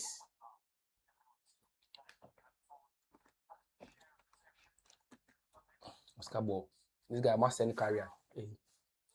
Why not say one must send career. Right now he plays for fun. Why not say one career? City Pep. Someone used to say Rashford career. His entire career that is hard. I think his best season was at Manchester United. So saying career. Which best season? I think the season he scored 30 goals in that competition. Now, with the season, we have a trophy in there, one in the best season. I said, Do you know the number of goals he scored? Where? Barca. No, it's not. It's I think he scored 14 goals, 14 Shit. assists or so. 14 goals for checking. 14 goals. 14 assists. That one is not his best. No, it's not his best. Now the one he did at Man United, goals and Is it assists. 30 goals, Bill? 30 goals. Me can't assist in can win. Is it 30 goals? Hey, you said 14 goals. Are you sure? Check it. Me player. Man who said 14 because now 13. We'll check it. Okay, Kofiado, take us through the stats so far. His best ever season was at Manchester United. 30 goals, all competitions. So 70 minutes of game played. In the second half only, Norway still holds 65% ball played. England. The Congo, no, not brand deals. If you don't take good use, make good use of the film you Total have. shots 1 for Norway, 2 for England. Corners 3 for Norway, and then that's That's nice. Oh, now, Obama could have one so if a flask on our book. You I said, I didn't have a chest. Oh, what's it? Oh, bench. Okay, so they've gone for a cooling break. And there's still 1-1. Yeah, it's still 1-1. So we are hoping. Okay, league no. At the moment, league no share 8. Mm-hmm. League no share 8. He has a total of 15 goals, 14 14 assists. assists and 15 rather. Yes, 15 goals, 14 assists. That's 29 goals and assists. And the season that you are talking about? That was 2023-2024. 2023-2024. And then 2022-2023. Right? He had 17 goals in the league. He didn't have. He said 23-24, right? 23-24. It was 30 goals in all competitions. Just 30 goals. What of assists? Assist added. Assist it was. I think it was 2022. But a year man. 2022-2023. 2022-2023. Premier League or 5 assists. 2022-2023. Okay, domestic I want to go international. Even that in World Cup that World Cup It was 30 goals, 9 assists in all competition. So 30 goals, 9 assists in all competition. What does it? So his best ever season in Manchester United was in his career is in Manchester United shirt. Send me as a player. At the end of the year. I told you he won the Europa, right? Yes, he has actually won the Europa at Manchester United. He didn't win that season. No, not that season. Not that season, but that season we actually won a trophy. Now I'm saying that his best season that you are talking about. We actually won something. It was this is the closest he has gotten to that, apart from the season he had in Manchester United. And I'm trying to say that season we actually won something. I think that time Ten Hag. Either they won. That was when they won the Carabao. They won something. We won. When this guy came, Ten Hag in 2 seasons he won 1 FA Cup, 1 Carabao. That season they didn't win anything. Which season? The season he had his best form. He didn't win anything. He did. He didn't. It's the following season that they won the listen. Let me tell you something. Okay. Ten Hag has been at Manchester United They won the Carabao Cup. And the following season he won the what? Listen. But Ten Hag was there for the Maybe come team as also look at different. Ten Hag was at Manchester United for 3 seasons. He completed 2 seasons solid. But the 3rd season and a Pamon. His first season, that season they won the Carabao Cup that season. That one it was even against Newcastle where they scored 2 goals. Yes. So the following season, 22-23. Yeah, the following season that was when they came to win the FA Cup. They qualified us for the next season's Europa. That was what happened. It wasn't 23-24. That was one. So 23-24 they rather won the FA Cup. So it was 24-25 that they didn't win anything. You said 22-23. They won what? Carabao Cup. Then 23, that was 23-24. They came to win the FA Cup. Yes. So it was Ten Hag's season. He won back-to-back trophies for that was United. So that season, the season he had his best season. He actually won the Carabao Cup. And so any day you can't say Every James Abem. But track cross is not too. They won't allow our player to relax. They should let him rest. I wanted to see him in the semi-final, not right now. Oscar Bob. This guy is not serious. Thanks to Pep Guardiola. And I don't know. It was him.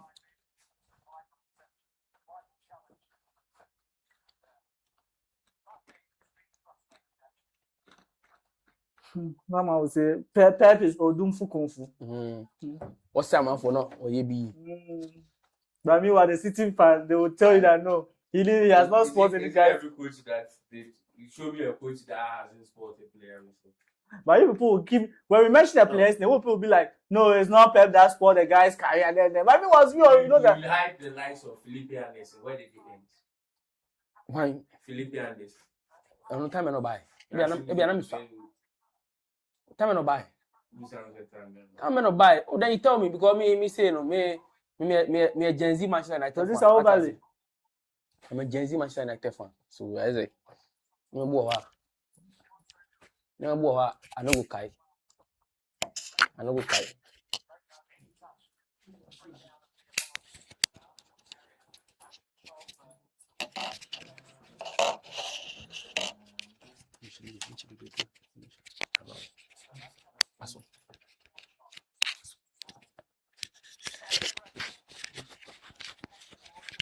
Okay. All right.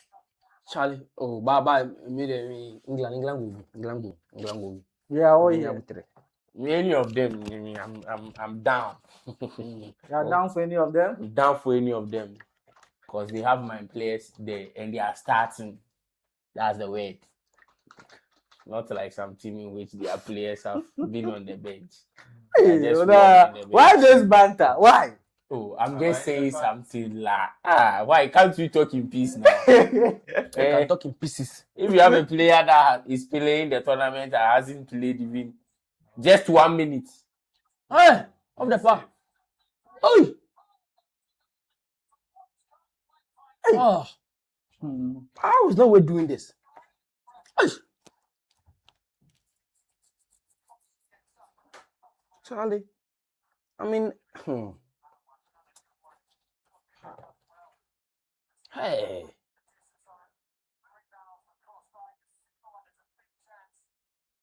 Honest. Put for the coin.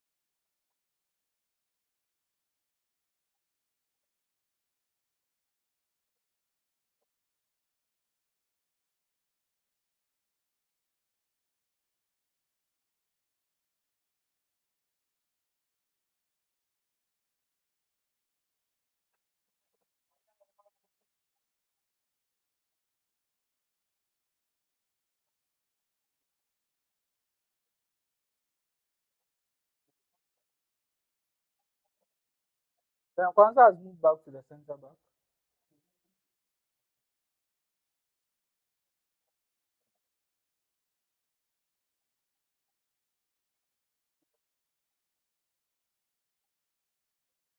So I'd rather board him. So he's going. So he's playing with James as a midfielder now.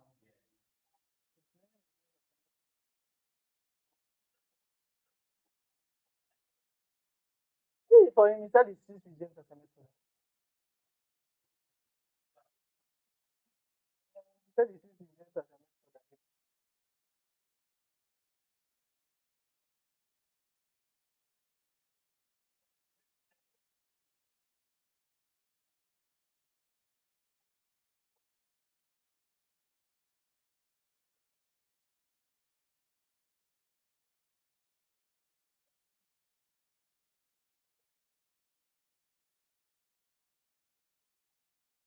Whoever scores,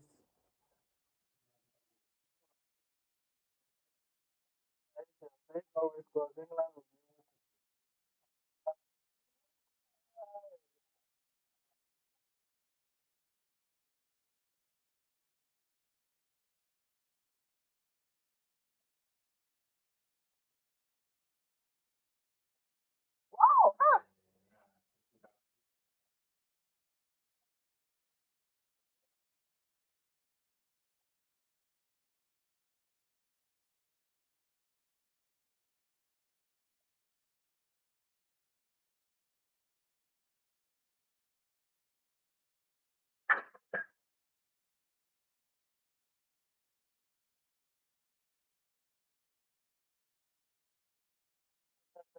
eight minutes, so 1-1.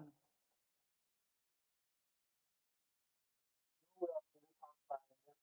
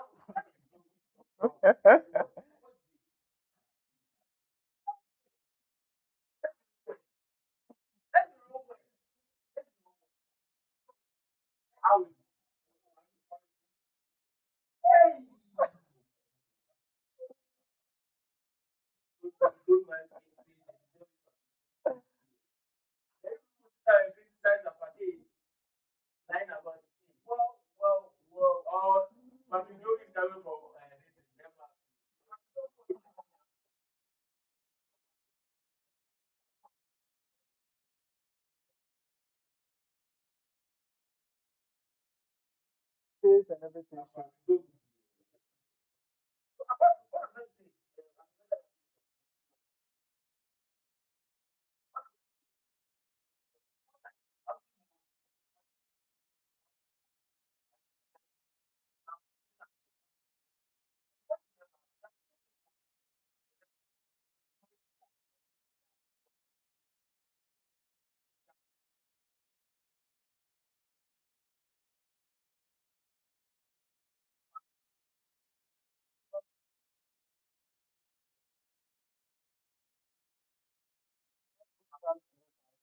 yes, I'm scoring, but even in finals, City, most of their big games, you could see that he shows up. He ends up scoring for them.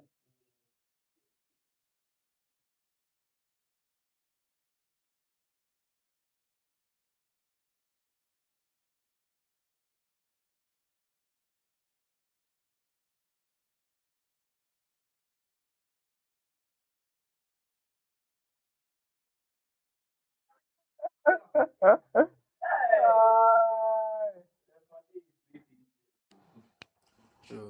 Dogu is 20. Dogu is 21 years. Let's go. He's 21.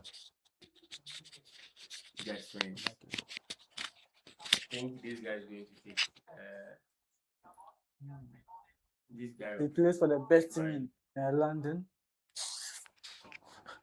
I'm turning crack up my batting. I'm turning my batting.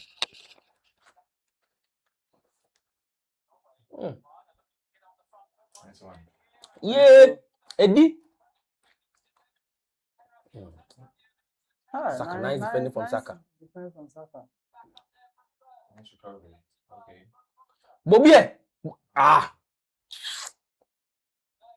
this point, the person who scores, that will be it. At this point, now we are. But you see, when Norway is attacking, it's very dangerous than when England is attacking. So that's what I'll say. They all go.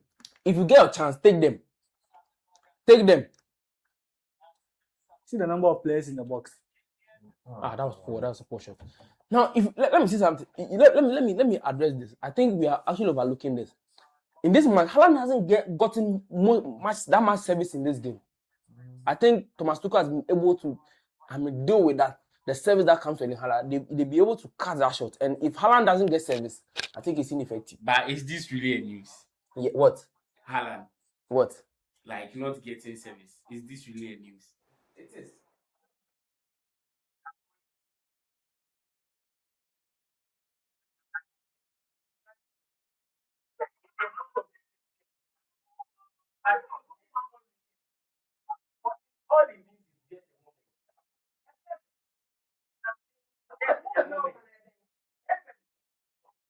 Someone needs to give the pass to him. And it's like the England defenders have been able to close that. Yes. Or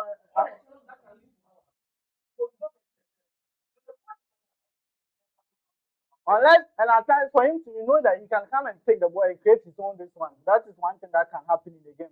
But for them to create the chances for him, it seems they blocked all the sources that can create the chance for him.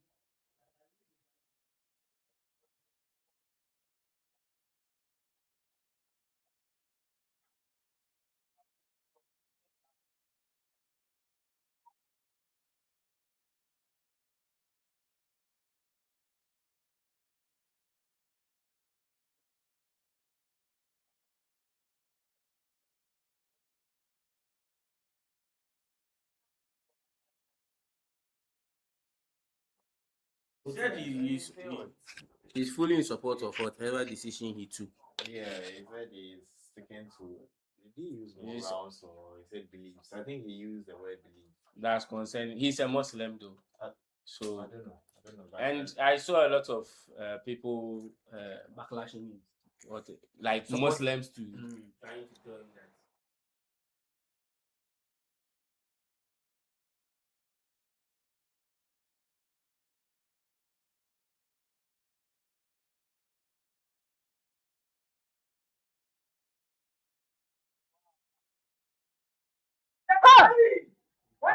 Is it?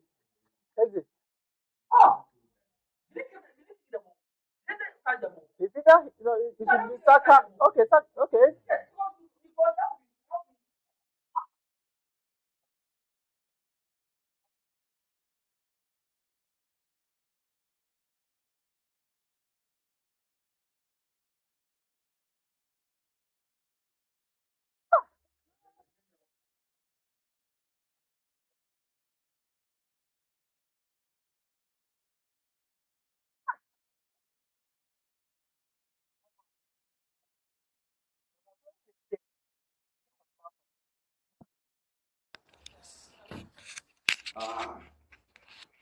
Charlie. That's crazy.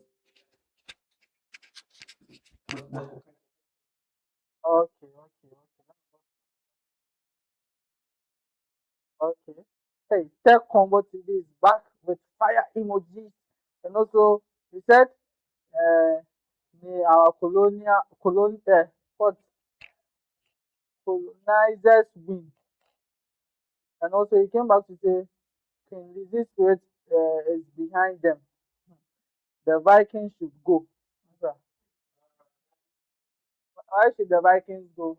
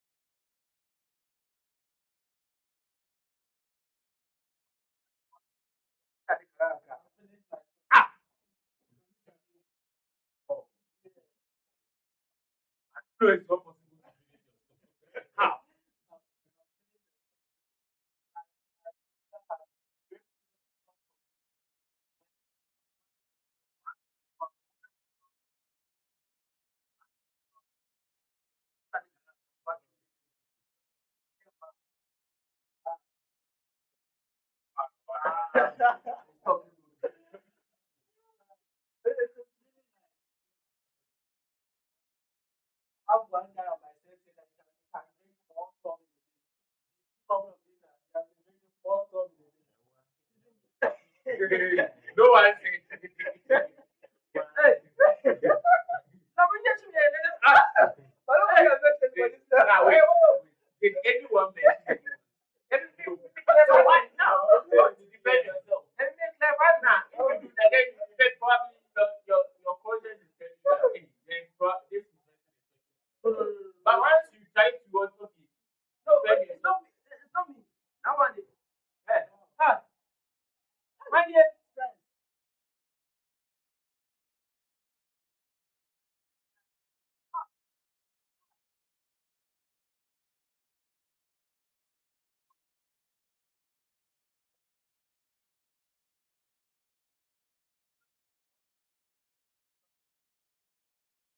Hey! Hey!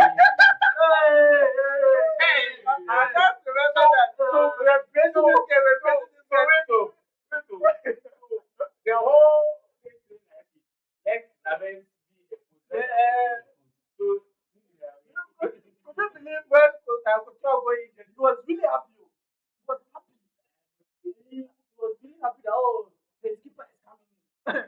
I remember when he did the mistake, he was like, hey, I thought when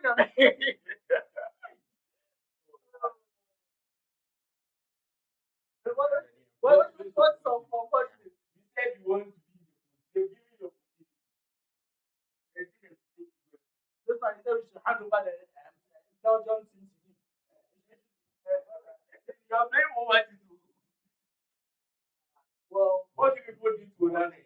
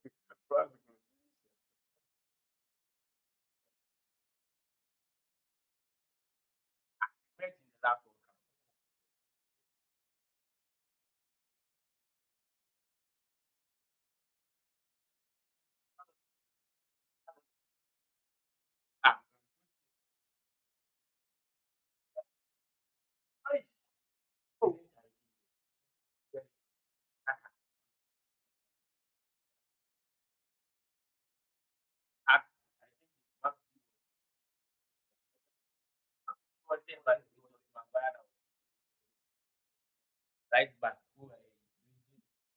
Left back. That one.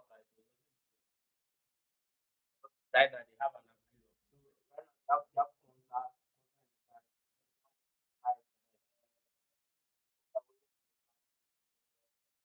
so right. But majority of the But the manager is not the same. That was a year first. Oh, and then the sham now they call England former manager. Oh, Southgate. A bomb Southgate.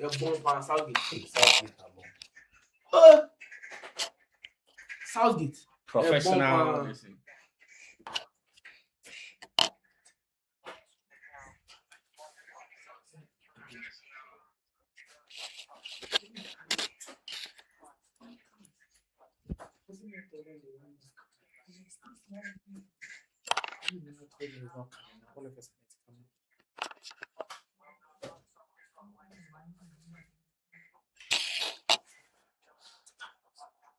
Well, I think so far, Charlie Echo the extra na extra na.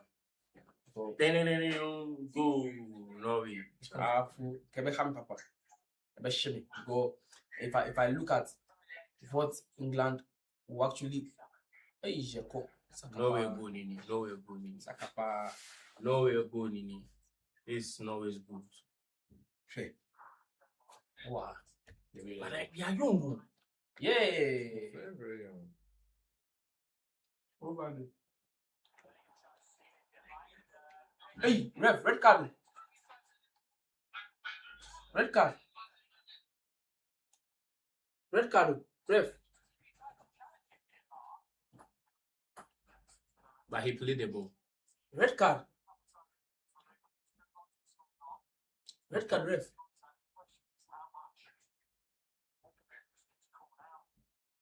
Oh. Hey, oh. I think it was an accident. It just it has. Nah, this is not like. This is an accident. It's an accident. You wouldn't say this. But I think it actually merits just probably a yellow card. Oh, nah. If you give a yellow card for this. Because he played the ball and he was just because he was coming his way, so he wanted to jump. So I don't think.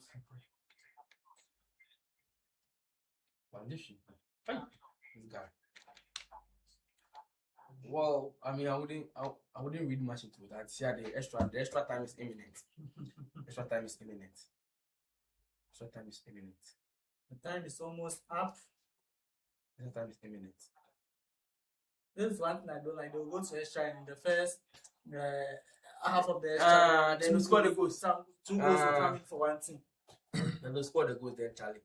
Then we go make sure say, oh, Charlie, then why if you know say you go score, why did you score in the 90 minutes? The game has been paused. 90 minutes up. So another 30 minutes more to go. We have another 30 minutes to know who is going to meet. That is Argentina and Switzerland. Norway. Norway to eliminate Argentina. Hey. When I say you also taking Norway. Oh, you should know this one. You don't know where to go. But I want Norway to go. Then why didn't you say it? Oh, nah, I said that I have players on both sides of No, it. initially when we started the show, That was what I said. Was actually asked, he asked that, okay, who do you think you're going to go to? And you were like, okay, you don't know where to go because you don't know where to go. You can go either way. So you didn't even mention anything. Oh, nah, I said, listen, I said that. So If just it say, can go both ways, within you, and if it goes both ways, I'll be what? Happy. But I would prefer what? England to go home. That's what I said. Okay, so now, why Can you look at Beckham, why you think, is it because of Haaland? Yes. 4 chest out. Yes. Aye.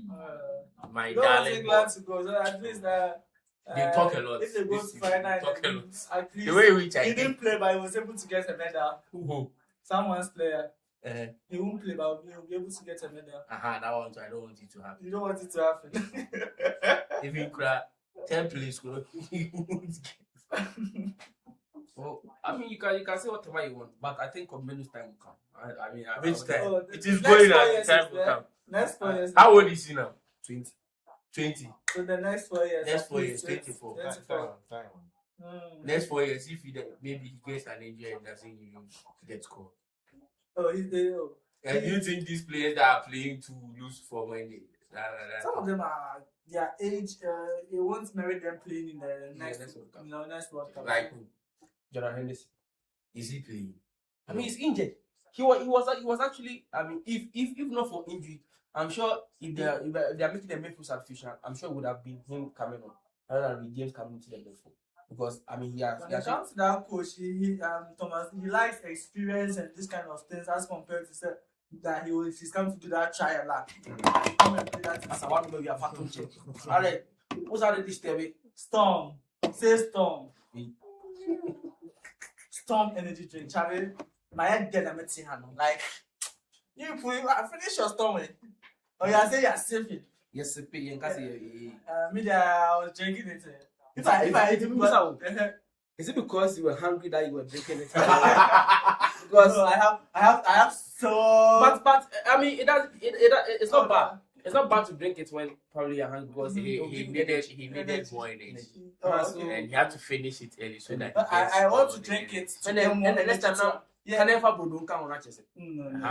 If If I drink this today, it will give me more energy. So, Charlie, I want to get the energy to be active. Channel. If not, and then like I didn't really sleep well. So. Hey, wait to what happened? Oh, I carry you. I was doing. No one said anything. I was doing lots of You are just bringing I was yourself. doing lots of production stuff. You are like. I was doing lots of production stuff. Yeah. I was doing lots of production stuff. Hey. As of them, I have the evidence there. As I said, my You viewers. said my, yesterday Yeah. you did a lot of things. Yeah, that's what I'm Which saying. things? I'm explaining If myself. you wanted to say it, you would have said okay. Okay, yesterday I was production. Yes, that's all. Oh, You said you did a lot of things. That's why I said. So production can be one of the things. It's production. It was strictly production. Then No. if you say production, they just want to. But if you say a lot of things, a lot of things. then meaning there was something that you did. Yes. So you did what? I was To doing that. recoup that energy. I was doing lots of Okay, we production understand. stuff. Don't worry. Doing Don't worry. editing. Don't worry. Don't try to explain yourself. Charlie, We get Charlie, it. Charlie. We get it. Oh, We get you. my producer can testify to that. Testify to what? That I was really working all night. Hey, My what's your producer, emotion? oh, he knows, he's Oh, aware of that. only Yeah, he's aware of that. Me and I'm working. Yeah. Why are you taking? No, Charlie. What are you people thinking about here? We are not thinking, oh. But you are the one that's making us think. No. You see, well, that's one thing about bad minds. What bad mind over here? What are you also thinking about? I said I was doing production. We were I there. was doing a lot of. We were just there. Then all of a sudden, you said yesterday you did a lot of things. Which things did you do? Then you said you did Please, let's production. continue with You the could have match. said that, okay, Let's- I was doing production. Let's That's all. continue with the match. KSN. Let's continue with the match. Let's continue. You come back to you, don't worry. You won't come back to me. Come back to If you come back to me, I'll end the show. We'll come back. I'll end the show. You I'll come back. end it. Share. You will definitely I- end the show. So it's not you saying that, okay, we end the show. You will I definitely ask end the it. questions. You don't ask questions. So hope it's my last question. I know my kind of say. Yeah, no. Now you did that end the show. The initial. So they are coming back. They are telling. I Yes, said, I mean, hey, 30 minutes Mm. extra time to be played.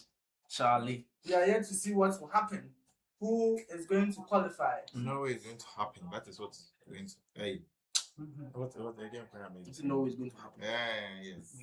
Okay, so can you give us the start for the first, that's the 90 minutes? Gladly. So, 90 minutes of game played, 42% possession for Norway, 58% for England. 9 total shots for Norway, of which 4 were on target. 7 shots for England, 2 on target. 1 big chance for both sides. 5 corners, Norway, 3 corners, So these are all the England. In American, England, they don't need a lot of chances to score. If you have technical players, then they'll just say, one big chance, No big chance. we are Ekoto is in our Barcelona. Ekoto is in our Barcelona, you get me? So, anyway. I think I like the way Norway were able to come into the game. Like They grew into the game. Were able to possess. I mean, just I think somewhere. Okay, 16% difference, but I mean all the other statistics were in favor of Norway. That proves a point that they are trying to, do something. Yes, at this point, I think they're going to just need one brilliant moment from their attacker, and that will be all from England. Nice one. Adiabon. Adiabon, who's a guy? Oh, there.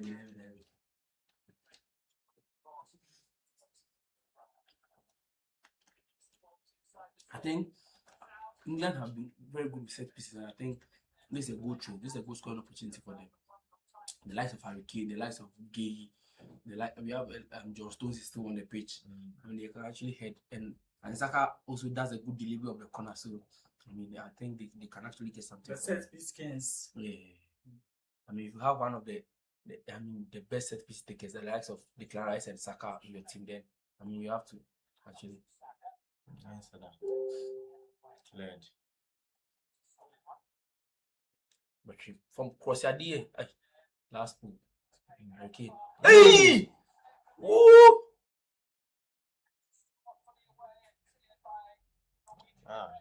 England scores. England.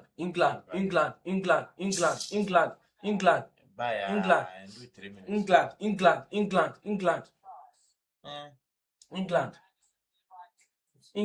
England. Go there. Rogers. Jude. I saw. I've been saying this over and over again.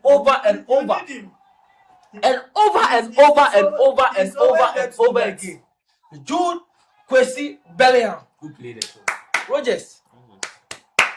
Jude Bellingham. So you can't say this one. Where would Maduke be?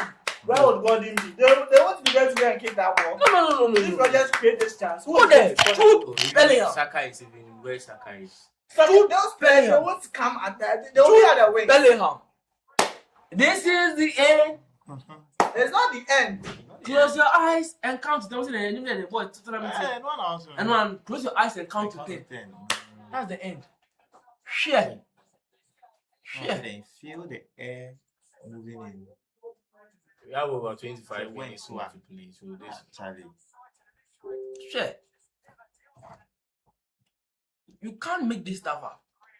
Haaland do to me synchro for Zananya Haaland. Who was trying to It wasn't okay, it wasn't. why was it foul? I think he wasn't really able to grab the ball.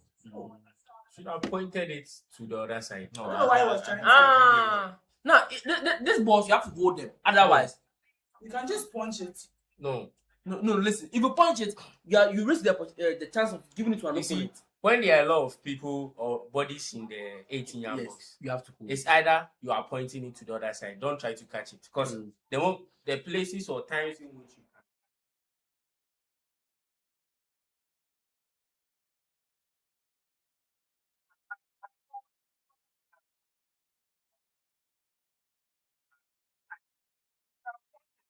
the ball was when he was standing, he could have pointed to Saka's side, but there was no player at that side. No, he was there, so the ball was, so he could have just pointed. Those kind of, they do that all the time. How? You point it like this? Yes. They do that all the time. Like you redirect it. Yes. The forcing which is coming with the ball. So that it goes to the other side. So this type of ball, you can't count your hope of catching it. I think that's the same thing. Senegal men that try to catch a ball and actually that's not the lot of people. You know that Spanish are actually and when it starts to something,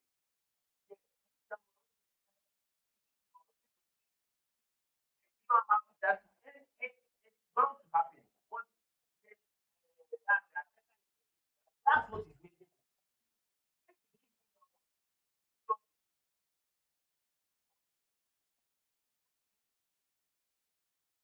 or things that the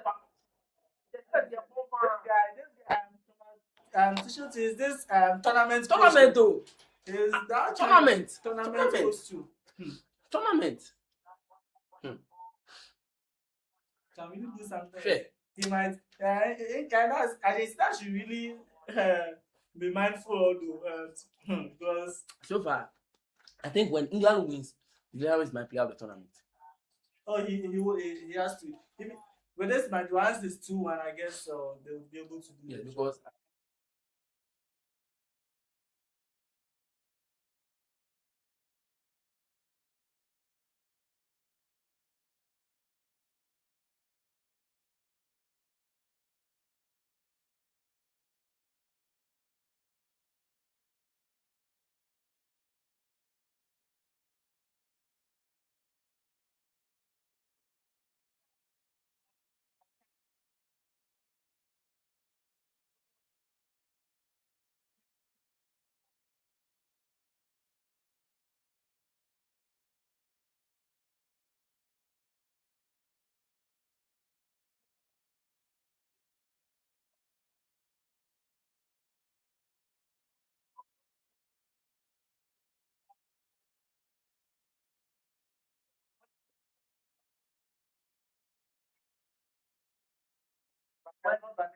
when Norway needed Haaland, he vanished.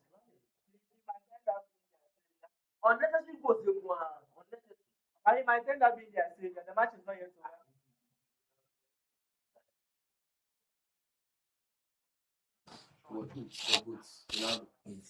he wasn't there. So when the Where world was he? when the world needed him, he vanished. He vanished. Yes. So that one day. He wants me to come and sugarcoat anything. He wants to get I'm something. just When the world needed him, he vanished. yes, just asking that. So that's what I've answered. When the world needed him, he vanished. Vanished. Yes. But you like. So if Erling Haaland vanishes, It's the same. I don't think there's any big problem. Oh, Besides, prime. he doesn't have any Oh, background prime. to Oh, prime. defend him. Oh, prime. Who? And Haaland won the prime. Eh. I said, I'm making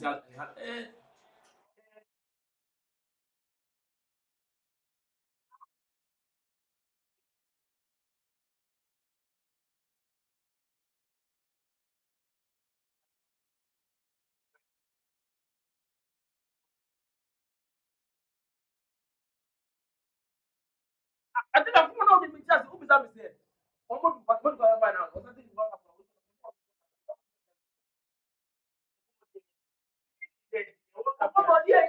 Boy, if you are trying to ask me a question and I answer you, don't come and ask me a subsequent question because I have. Maybe, if you come and ask me a subsequent question, then it means what you are asking. No? England has a And Eddie. The Jets fans. Penalty. Oscar Bob. City player. And that is the end of. Oscar, because we're bashing. Not just Wow, such a disappointment.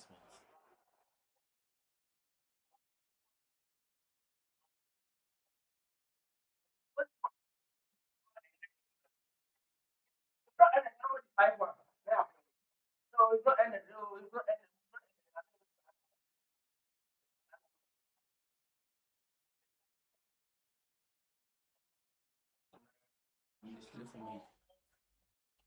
Yep. c'est penalty.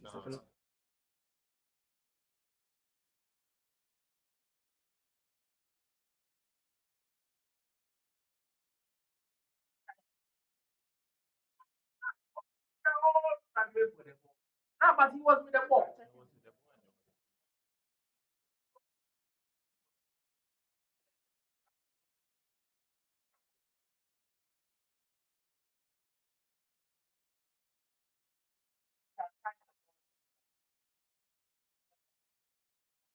And now Spence was the one holding the ball.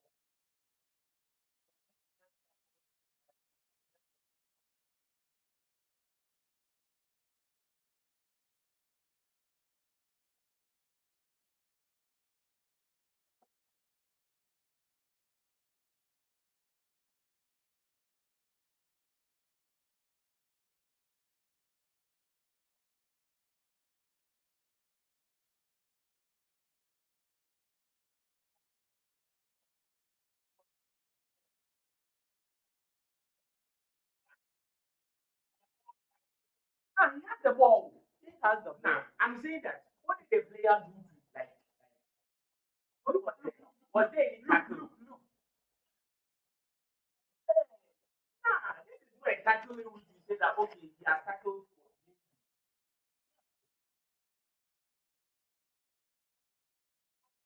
It's a penalty, bro. It is.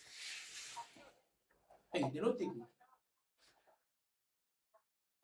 Okay, it was overturned. Hey, this is not a penalty. How? Oh, this not.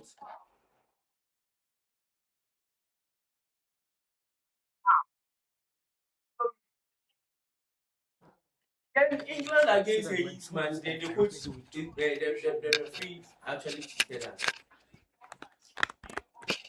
How?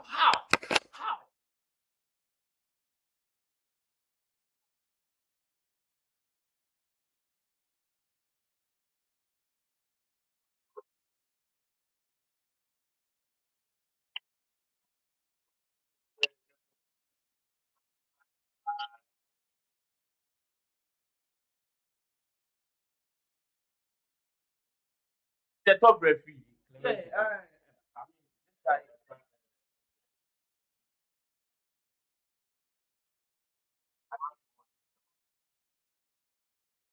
That's why I say he's a good referee. So I'm not saying he's a good referee. It's a young point of view. I think. What the shit? Ah, the one we lost against Chelsea. That one. Are we going to see that? The one?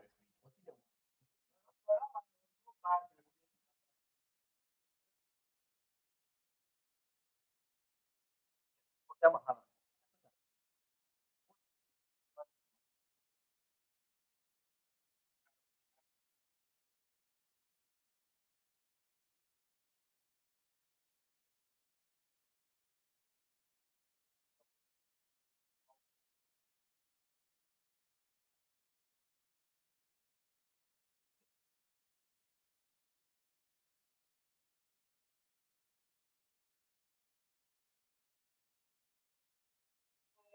Ah, watch it.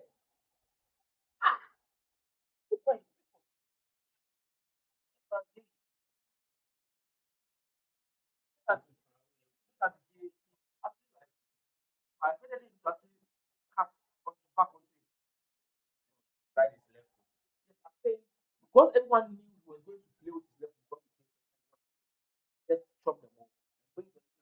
They put that same position, that side was going to play. The defender is trying to commit. But the only thing that is about to play. Yes, so you can make the defender commit to it. Then what? Put it on your right foot. So that's what I'm saying.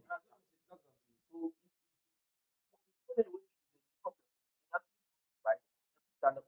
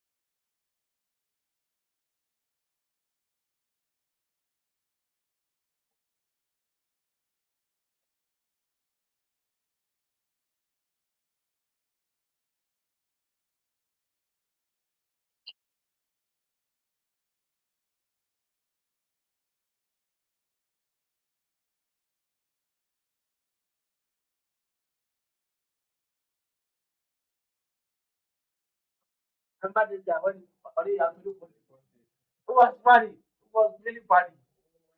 Take the best. The best.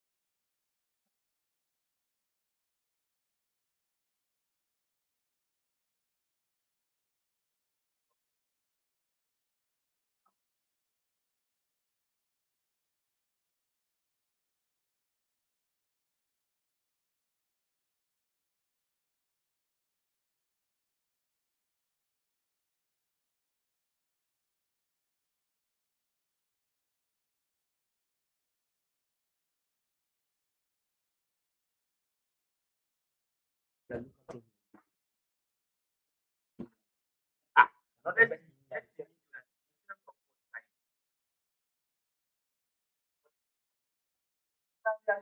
it's not about say best team in England. We're talking about so when you go out, what do?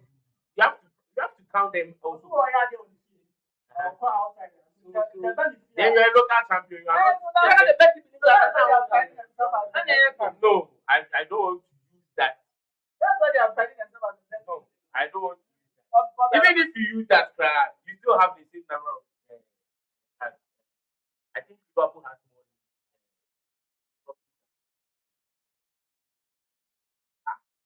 Liverpool has more.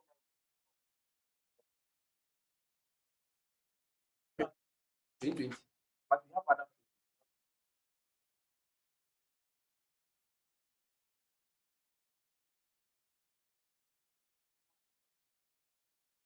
We have the other two more than them. I think the FA Cup, the only team that has more than Arsenal that have How is it 12 or 13? only FA Arsenal Cup. only Arsenal that has more than Arsenal has 14 FA Cup. You have 12 or 13. I'm not really sure. and American, so we are above Liverpool in terms of that. And if you want to I'm not saying that, but we have more than Liverpool.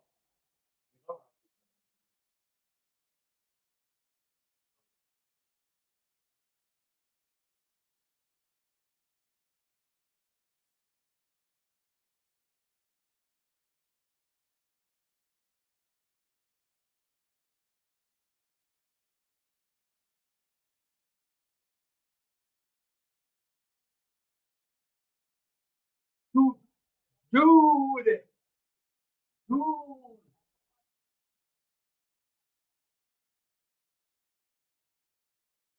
Jude Bellingham.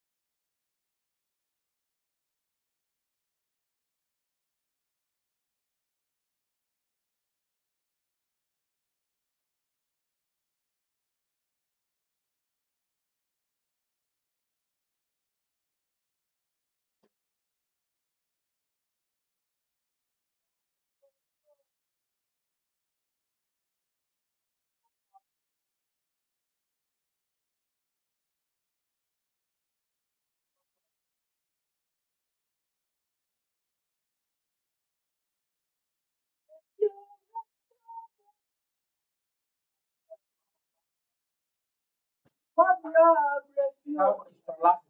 didn't saw you. I don't want one.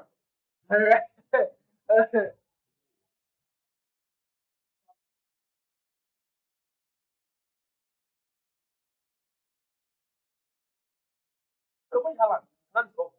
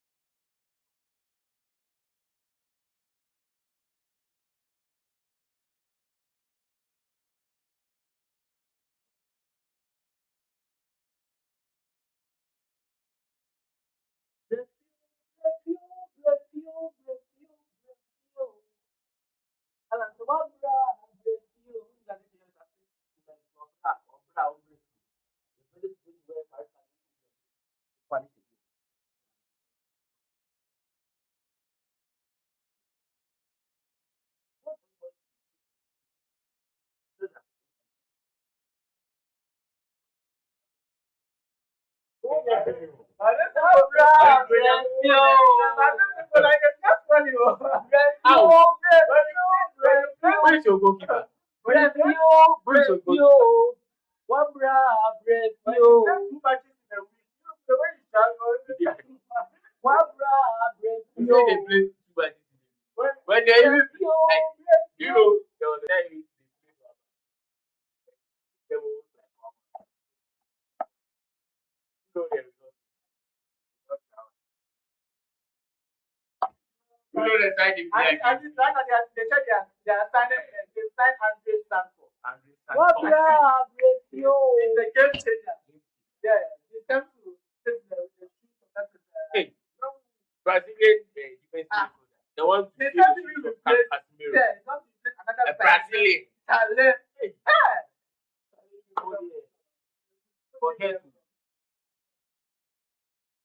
Harry Kane.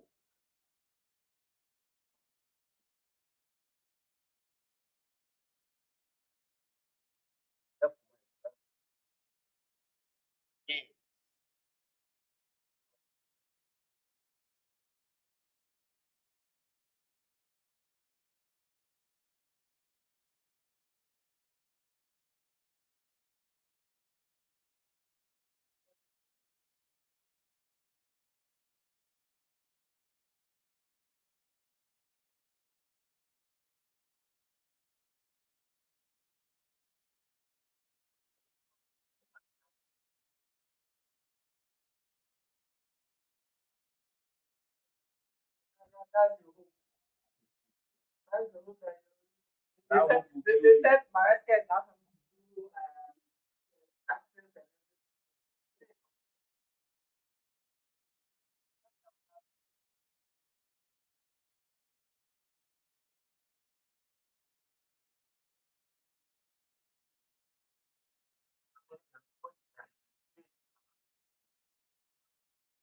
so I'm not trying to.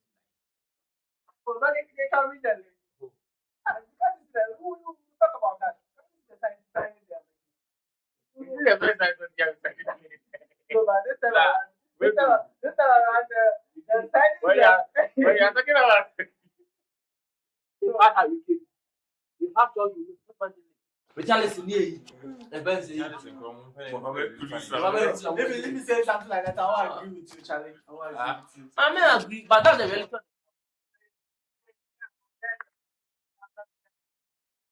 The players they were having. But they got this and then Bailey. No, listen. At that point, nothing wasn't balanced. As at that point, nothing wasn't balanced. But before that, they were winning something. They were winning. They were winning something consistently. They were winning. That was what they wanted.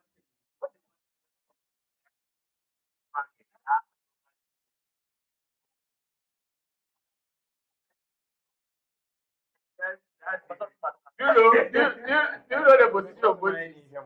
Both teams were like rubbish.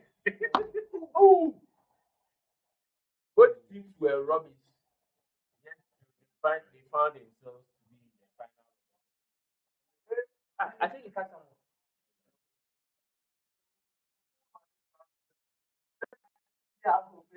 just funny. You don't have Goku.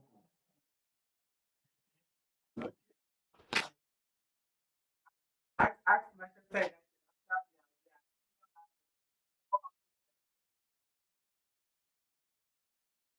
He left, but he didn't leave. He was still hanging around the corner.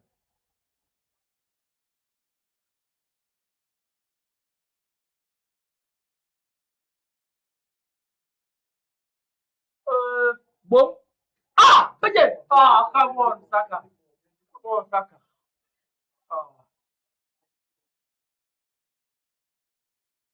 Oh. Thanks.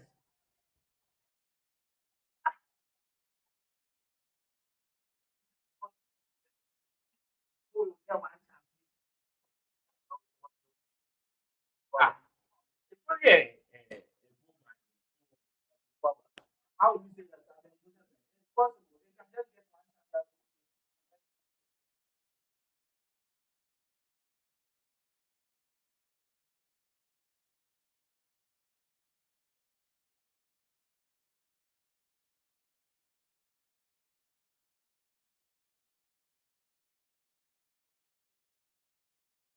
Ah, offside.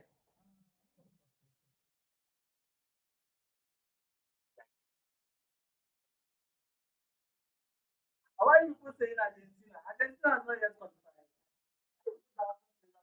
Hey, did I charge it? I thought I.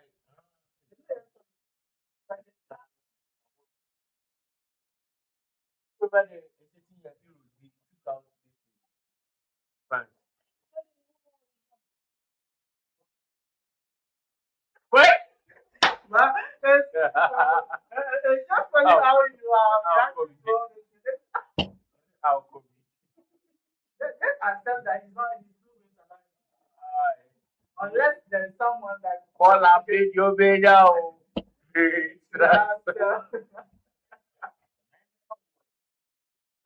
You fit? What's the defender? Eh? What's that? You be through the defender. I'm not be through the home. How many defender you've not seen them before? I know why you have to do that. No, I think like you can't. Nah, he's a defensive like No, he's not defending.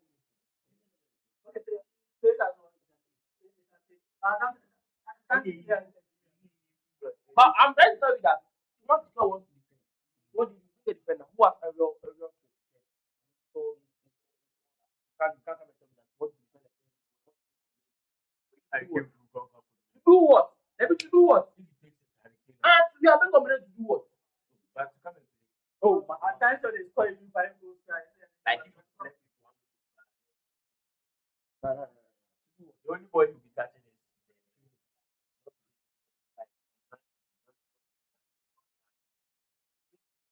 no, don't say it. What the hell? What the hell? What the hell?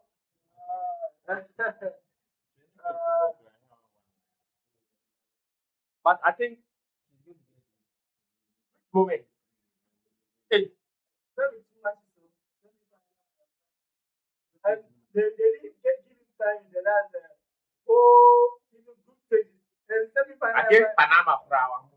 Semi-final that he's going to Hey!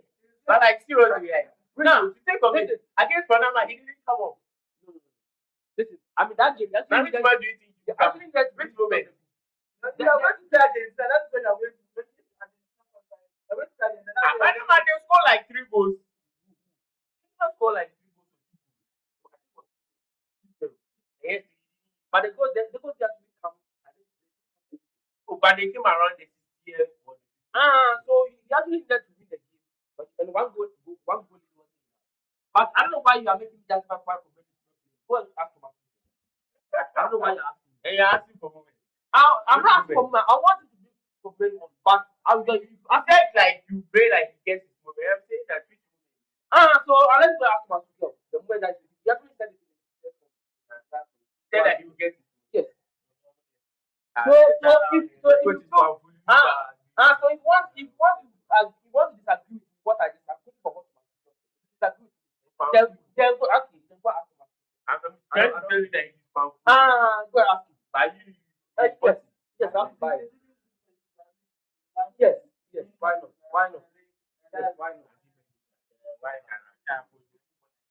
come on, not my stupid.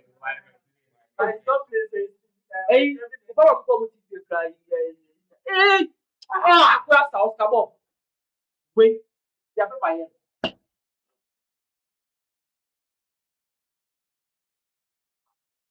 Rescue. I thought let's put super place in the world.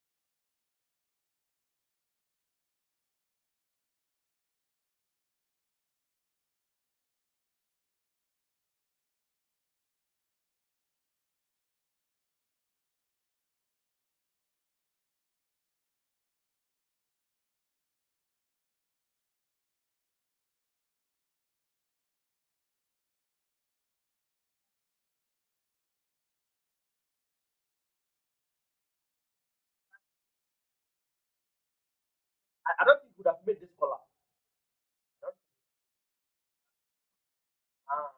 Would have called my back to phone in. Mama. Hey, look at phone.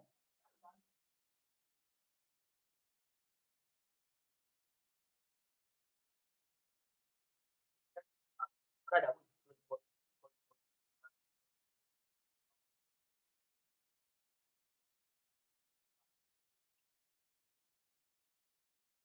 Master Kel's color has Yellow card. hey, if you get booked, I'm not sure it's going to be. If you get Very good. no sir. Maybe I think it's might leave around like I think so.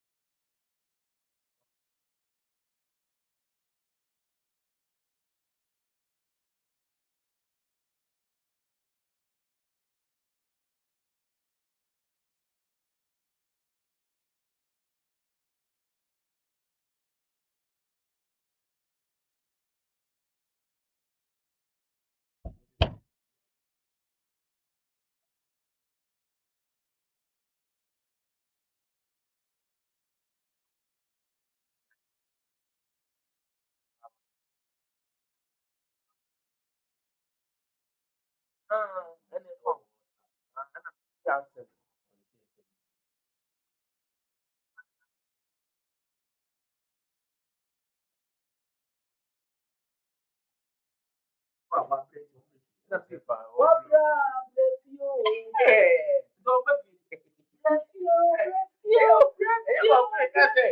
And I'm Portugal,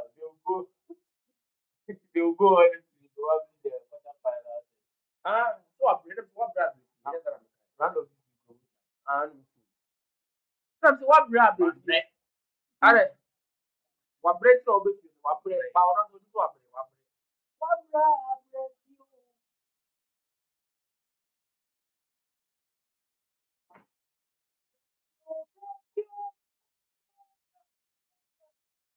put the mouse capo. Oh, more play back for someone else capo.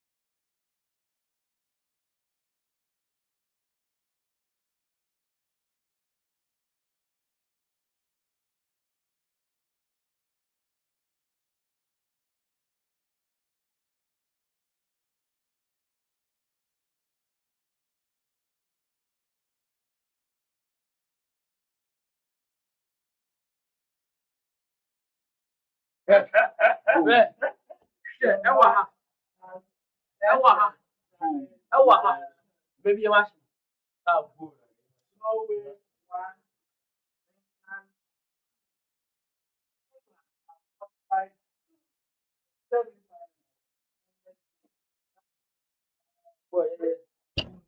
Rue, Rue. My one, I'm better with you. And all times that is very seeing them through the semifinals. We got my mind.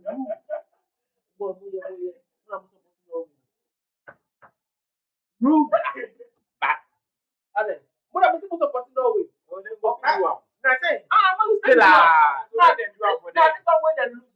We will do give them. We always do give Rue. Rue.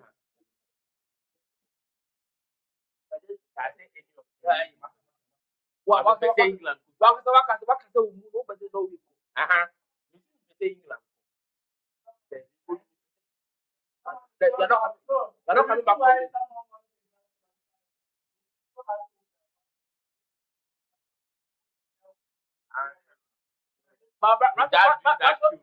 from if they play,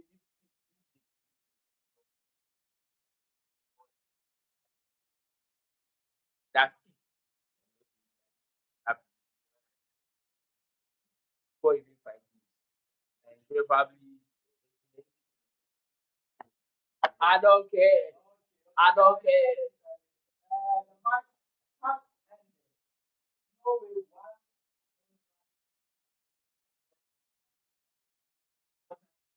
Jude Bellingham for seeing them. My producer, I'm not censored.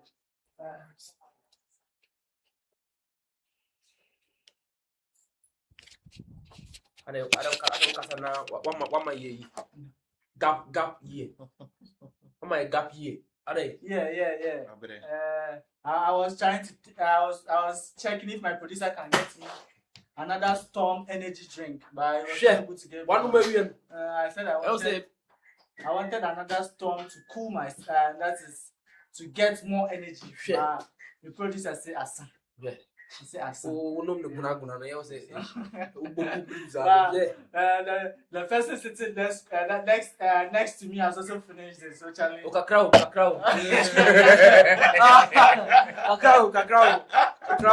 I finished the thing. But one way to assume. I have some inside. Let me finish it up. You say there's still energy. Do you know this small one? Hey boy. Do you know that this small one, the energy can give you? Producer, this small. They can't see you. They can't see. Which energy can they give you? This small one, the energy can give you. It can get. Can give energy up to the next night.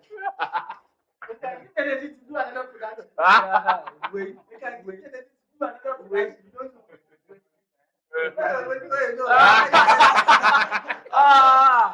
When I'm done with my production, that's my editing and everything, post production. You also have to stay up all night to wait for me. My producer, he does something else. We don't need those details. We don't need those details.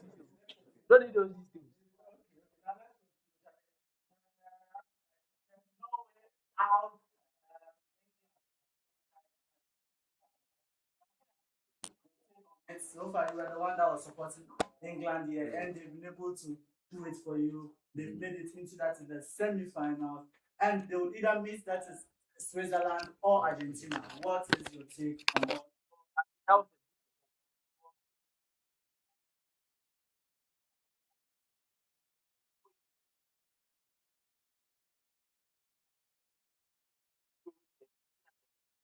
I mean, you actually want someone to put your big guys, your better for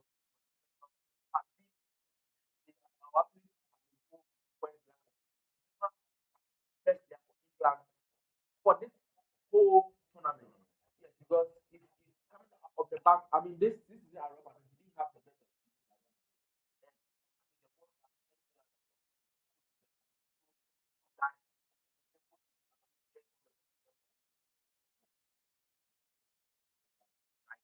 And I actually like to comment to my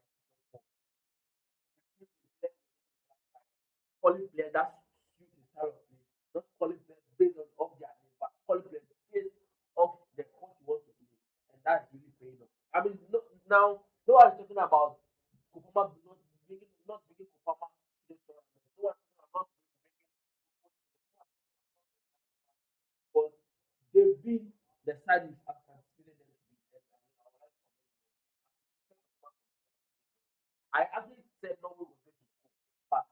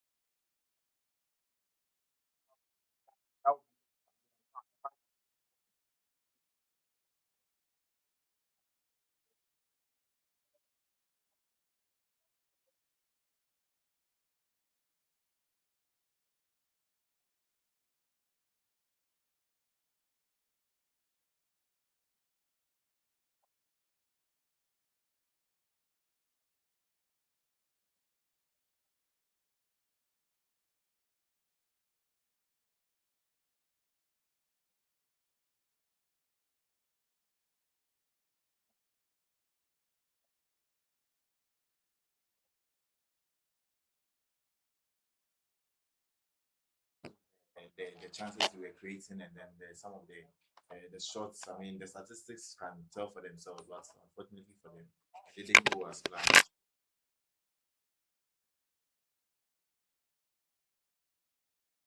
About who? over 28 years of not being in the World Cup tournament.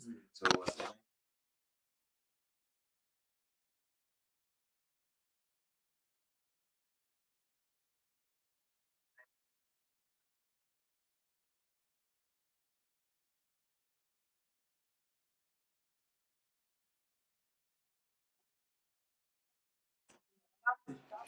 Yeah, before we started.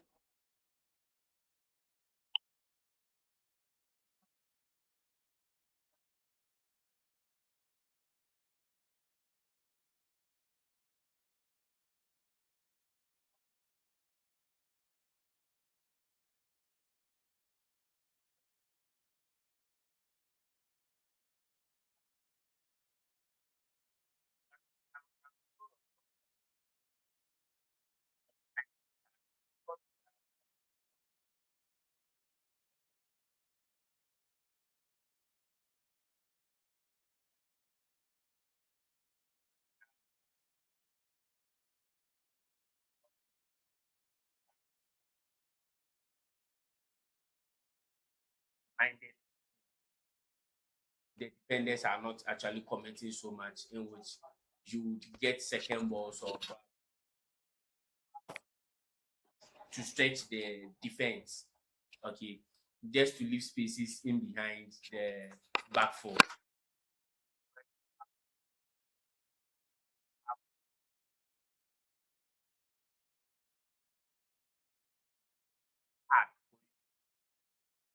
I was thinking that,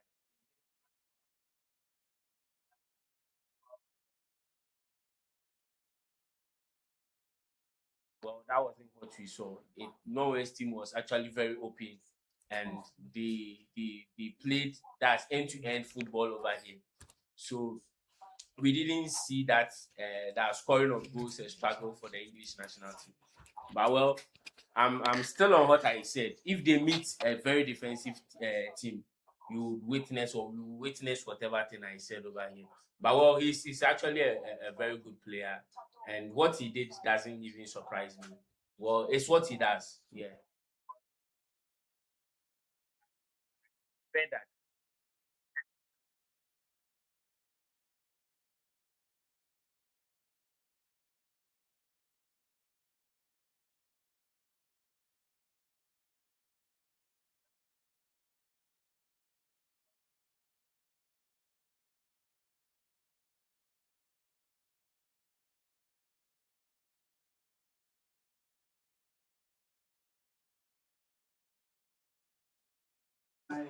Panel, that is give their final words. So starting from that is Kofi having your final words and everything.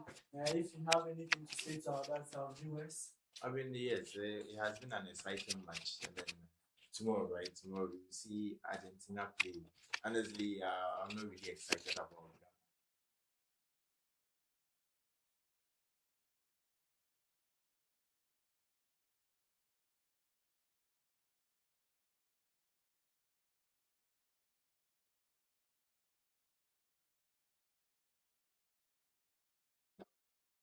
Okay. Bambian, your last words. All right, so I think England, congratulations to them. I mean, they've really played well. I think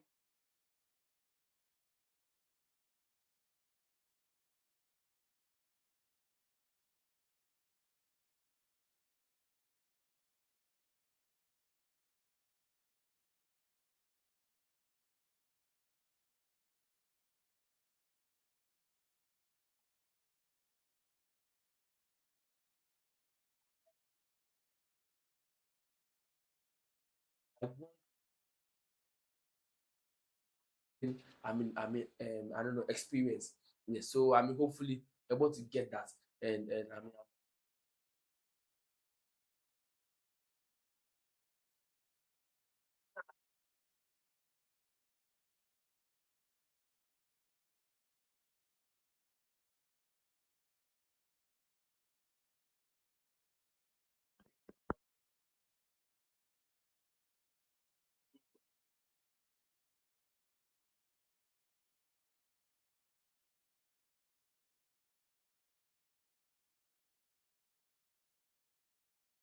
Yeah. kudos to Norway. They've really done well. I didn't.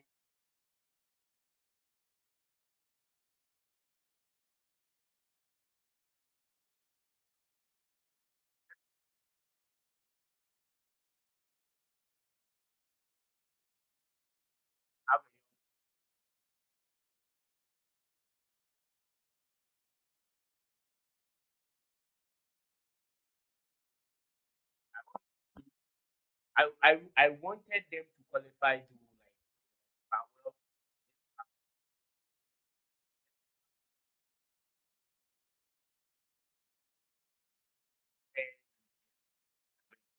probably either against Argentina or Switzerland. Yeah.